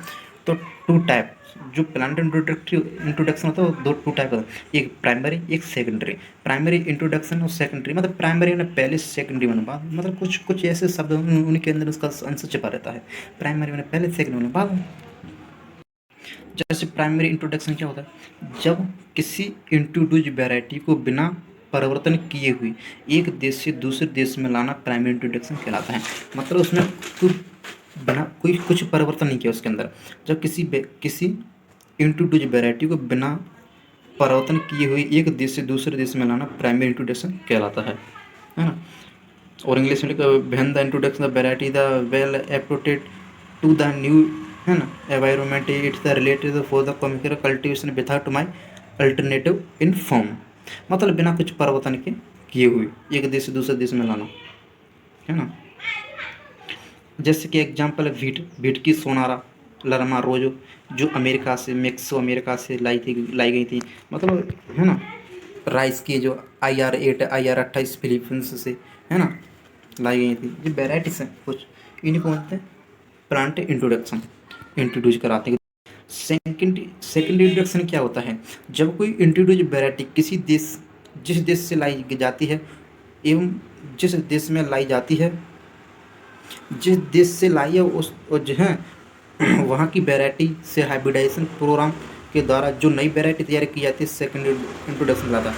मतलब उसमें जैसे प्राइमरी इंट्रोडक्शन हुआ, प्राइमरी मतलब पहले बार उसमें कोई परिवर्तन किया, कोई चेंजेबल नहीं किया था। सेकेंडरी में चेंजेबल किया था, सेकेंडरी में हाइब्रिडाइजेशन किया गया है ना। याद रखना कि कौन सी जो जैसे प्राइमरी इंट्रोड्यूस में हाइब्रिडेशन की क्रिया नहीं हुई थी ना उसमें सिंपल रूप से लाया गया था, उसमें हाइब्रिडेशन नहीं हुआ था, पर सेकेंडरी में हाइब्रिडेशन किया गया था, है ना। उसके द्वारा जैसे कल्याण सोनालिका जो वैरायटी तैयार की गई थी, है ना। उसके बाद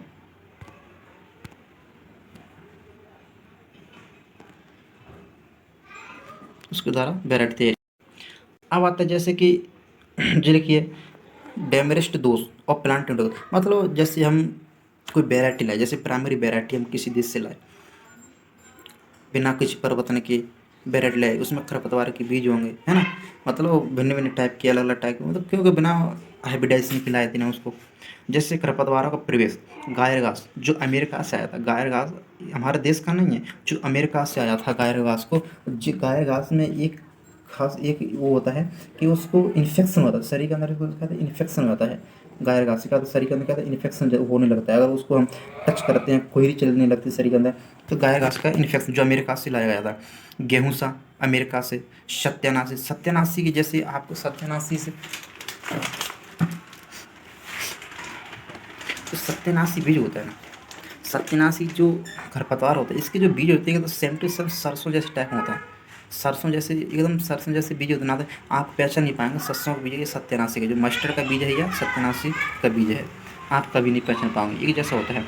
बीमारी और परिवेश, जैसे लेट ब्लैट और पोटैटो यूरोप से आया था, ये कुछ कुछ रोग आते हैं, मतलब तो हमेशा कहने के बीज खिलाते हैं उनके, कुछ ला रहे हो तो उनके परीक्षण करके लाना चाहिए यार। धान का लूजिस्मेट रोग सुना हुआ, जो ऑस्ट्रेलिया से आया है। गेहूँ का ध्वजकंड जो ऑस्ट्रेलिया से, मतलब ये रोग, तो ये बहुत इंपॉर्टेंट क्वेश्चन है MPPT में पूछने के लिए। तो कई पूछूँगा गायर घास कहाँ था, तो अमेरिका से, है ना, गेहूँ सा अमेरिका से, है ना, धान का लूजिस्मेट ऑस्ट्रेलिया से, है ना, जो बहुत। अब खरपतवार हो गए हमारे, मतलब बीट बोले को बोलते हैं इंग्लिश में बीट्स। अब कीट इंसेक्ट क्या है? इंसेक्ट। कीट को इंग्लिश में बोलते हैं क्या है? कीट को इंग्लिश में बोलते हैं इंसेक्ट। क्या बोलते हैं? इंसेक्ट। इनको बोलते हैं इंग्लिश में क्या है? इंसेक्ट बोलते हैं। तो कीटों का प्रवेश, तो पोटैटो ट्यूबर मॉथ, पोटैटो हमारा आलू, ट्यूबर यानी कंद, ट्यूबर को उदाहरण लगाया था। एप्पल एप्चड यानी इटली से आ गया था। ट्यूबवीट, ऐसे खरपतवार थे जो दूसरे देश में, है ना, जैसे जैसे ट्यूबवीट लिखे, ऐसे खरपतवार थे जो दूसरे देश में ऑर्नामेंटल प्लांट थे, लेकिन भारत में वीट भी है, जैसे लेंटाना कैमरा, जलकुम्भी, है ना, जलकुम्भी।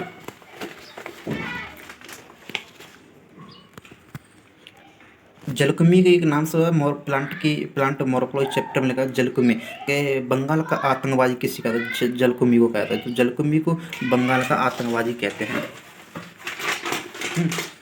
बहुत इंपॉर्टेंट क्वेश्चन, क्या कहते हैं? बंगाल बंगाल का आतंकवादी आतंकवादी कहते हैं। ये जलकुम्भी जो खरपतवार है ना, जो वाटर में पाया था, अंदर वाटर में, जैसे आपने कहीं वाटर देखा भर में चौड़े चौड़े बड़े बड़े पत्ता आते हैं, वो जलकुम्भी के ही होते हैं, है ना। ये वीडियो पूरा 2 घंटे का बनेगा, 2 घंटे का। हिटेरोस, इसके बाद आता है ना हिटेरोसिस। इसके बाद क्या था हिटेरोसिस। हिटेरोसिस में अब इससे पहले ही पढ़ा था हिटेरोसिस में कि मतलब जो पेरेंट्स में क्रॉस कराते हैं उसको जो एबन पीढ़ी होती है ना, वो एबन पीढ़ी होती है, उसका जो परफॉर्मेंस होता है वो अपने पेरेंट्स से बहुत अच्छा होता है, उसे हेटेरोसिस कहते हैं। अब हेटेरोसिस के टाइप होते हैं, जैसे मिड पेरेंट हेटेरोसिस होता है ना। तो तीन कुछ टाइप भी होते हैं। जैसे मिड पेरेंट हेटेरोसिस क्या होता है, जब एवन पीढ़ी का परफॉर्मेंस जब पेरेंट्स की तुलना में एवरेज होता है तब उसे मिड पेरेंट्स कहते हैं। मतलब जैसे अच्छा होता है, मतलब मिड पेरेंट हेटेरोसिस मतलब मिड पेरेंट मतलब उससे लगभग सेम, लगभग सेम होता है ना, उसको कहते हैं मिड पेरेंट हेटेरोसिस। अलग नहीं, डिफरेंस भी नहीं, थोड़ा थोड़ा सेम होता है उसी के जैसे होता है ना, तो उसे मिड पेरेंट हेटेरोसिस कहते हैं। तो मिड पेरेंट हेटेरोसिस का जो फॉर्मूला होता है, एम पी बराबर F one minus M P upon में एम पी इंटू 100। ये क्या होता है, इसका औसत एवरेज जिसमें मिड पेरेंट का हेटेरोसिस उसका, इसका जो फॉर्मूला होता है, क्या होता है इसका जो फॉर्मूला होता है, better parent heterosis, better parent heterosis. Better का मतलब पता है अच्छा, अपन कहते हैं ना इससे इससे बेटर तो ये अच्छा है, इससे बेटर तो ये है, बेटर का मतलब अच्छा। जब अपन पीढ़ी का परफॉर्मेंस दोनों पेरेंट्स में से किसी एक भी पेरेंट्स से अच्छा है तो उसे बेटर पेरेंट्स हेटेरोसिस। दो पेरेंट्स यानी माता पिता है ना, तो उनसे अच्छा है ना, तो उसको कहते हैं बेटर, बेटर मतलब अच्छा है।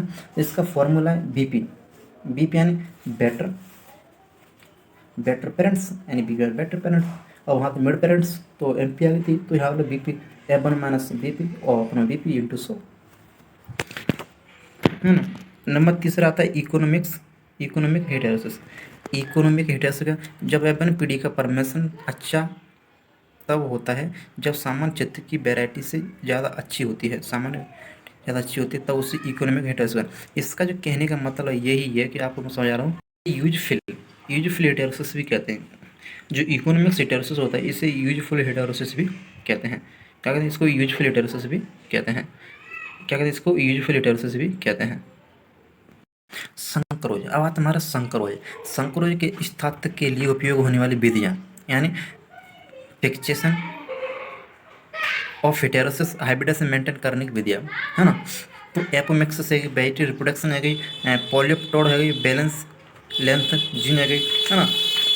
ये हमारी संकरोज की कुछ विधियाँ हैं, मेथड्स हैं मेंटेन करने की हाइब्रिड को, है ना। जैसे बैक क्रॉस, आपने बैक क्रॉस पढ़ा हुआ, बैक क्रॉस पढ़ा हुआ,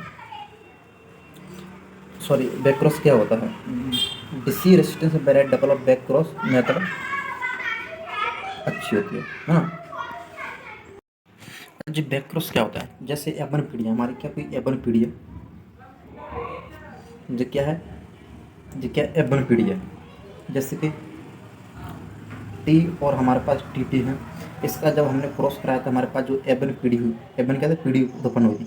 अब इसी एबन पीढ़ी का जो क्रॉस है ना, किसके द्वारा, पेरेंट के साथ द्वारा, पेरेंट्स से कराना, एबन पीढ़ी का क्रॉस पेरेंट्स से कराना बैक क्रॉस कहलाता है। क्या कहलाता है, बैक क्रॉस कहलाता है। तो disease resistance variety develop back cross method अच्छी है, मतलब रोग प्रतिरोधी वेराइटी उत्पन्न करने के लिए बैक क्रॉस अच्छी मेथड बताई जा रही है ना। जो आपकी जा रहा जैसे कि N B P G R, N E P G R का नई दिल्ली में, ये क्या करता है, जो जर्म होता है ना, जर्म प्लान को कंजर्वेशन करता है, तो जर्म प्लान कंजर्वेशन कार्य करता ही है। तो ये क्या है नई दिल्ली में, अभी इससे पहले पढ़ाते थे नई दिल्ली में। इसके मेथड, इसके कारण क्या होता है, यह भारत तथा विदेशों में प्लांट इंट्रोडक्शन के लिए योजना बनाता है, जो अपना इंट्रोडक्शन के लिए क्या करता है, योजना बनाता है ना। यह रिसर्च के लिए जर्म प्लान उपलब्ध करवाता है ना। N V P G R germ plan का संरोधन, क्वारंटीन क्वारंटाइन कराता है। यह कृषि तथा उद्यान के जर्म प्लान का मूल्यांकन एवोल्यूशन करता है तथा उनकी सूची बनाता है ना। एन बी पी लंबी अवधि के लिए जर्म प्लान कंजर्वेशन को बढ़ावा देता है। मतलब इसके कोई कार्य थे, इसके क्या वर्क कार्य थे कि ये क्या करता है कि रिसर्च के लिए जर्म प्लान कराता है ना। इसके जो कार्य हैं, दूसरा नंबर जो, और N B P G R जन्म प्लान कंजर्वेशन के ट्रेनिंग की व्यवस्था करता है, ट्रेनिंग की व्यवस्था करता है। N B P G R पादप आनुवंशिक स्रोत प्लांट जेनेटिक रिसोर्स में एमएससी एवं पीएचडी शिक्षण प्रदान करता है। हाँ, एनवीपीजीआर जर्म प्लान का इंस्टीट्यूट कंजर्वेशन का, इंस्टीट्यूट मतलब इंस्टीट्यूट अब इससे पहले पढ़ा है ना, देश के अंदर होता है, वहीं किसी प्राकृतिक स्थान पर होता है ना। और एनवीपीजीआर रिलेटेड वैरायटी के बीजों को मेंटेन करता है। यह किसानों में प्रचलित पद्धति उनके द्वारा दिए गए अन्वेषण रिसर्च के डाटाबेस तैयार करता है ना। इसका ये कार्य होता है एनवीपीजीआर का ये कार्य होता है।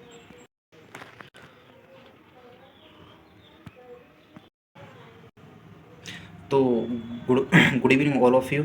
ये वीडियो यहीं पे ख़त्म करते हैं। और सबसे important, very very important question है जो पीएटी में पूछे जाते हैं, मैं आपको कल बताऊंगा। जैसे मैंने बताया कि पोलन ग्रेन होता है, पोलन ग्रेन की एक सेल्स के अंदर, किसकी, पोलन ग्रेन की एक सेल्स के अंदर दो न्यूक्लियस होते हैं, दो न्यूक्लियस होते हैं। तो दो न्यूक्लियस होते हैं जो पोलन ट्यूब की सहायता से जाते हैं अंदर, कहाँ, ओव्यूल के अंदर। ओव्यूल के अंदर बहुत सारे सेल्स होते हैं। अब वो कौन से सेल्स से जुड़ते हैं, फर्स्ट फर्टिलाइजेशन, सेकंड फर्टिलाइजेशन जो होता है ना, मैं आपको कल पूरा बताऊंगा। ये जो बीज बनता है कौन से फर्टिलाइजेशन से बनता है ना। तो मैं अगली वीडियो में बताऊंगा सबको। तो टाइमिंग भी ज़्यादा हो चुका है। तो हाइब्रिडाइजेशन की फर्स्ट जो प्लांट ब्रीडिंग की जो फर्स्ट वीडियो है, और मैं कल इंपॉर्टेंट क्वेश्चन आपको बताऊँगा दूसरी वीडियो, है ना। तो good evening all of you. Timing ज़्यादा हुआ है क्योंकि 2 घंटे की वीडियो हो चुकी है ये, है ना। टाइमिंग पता नहीं चला, और तो आप देखेंगे नहीं, तो मैं कल दूसरी वीडियो बनाऊंगा, है ना। तो यही करते हैं खत्म इस वीडियो को।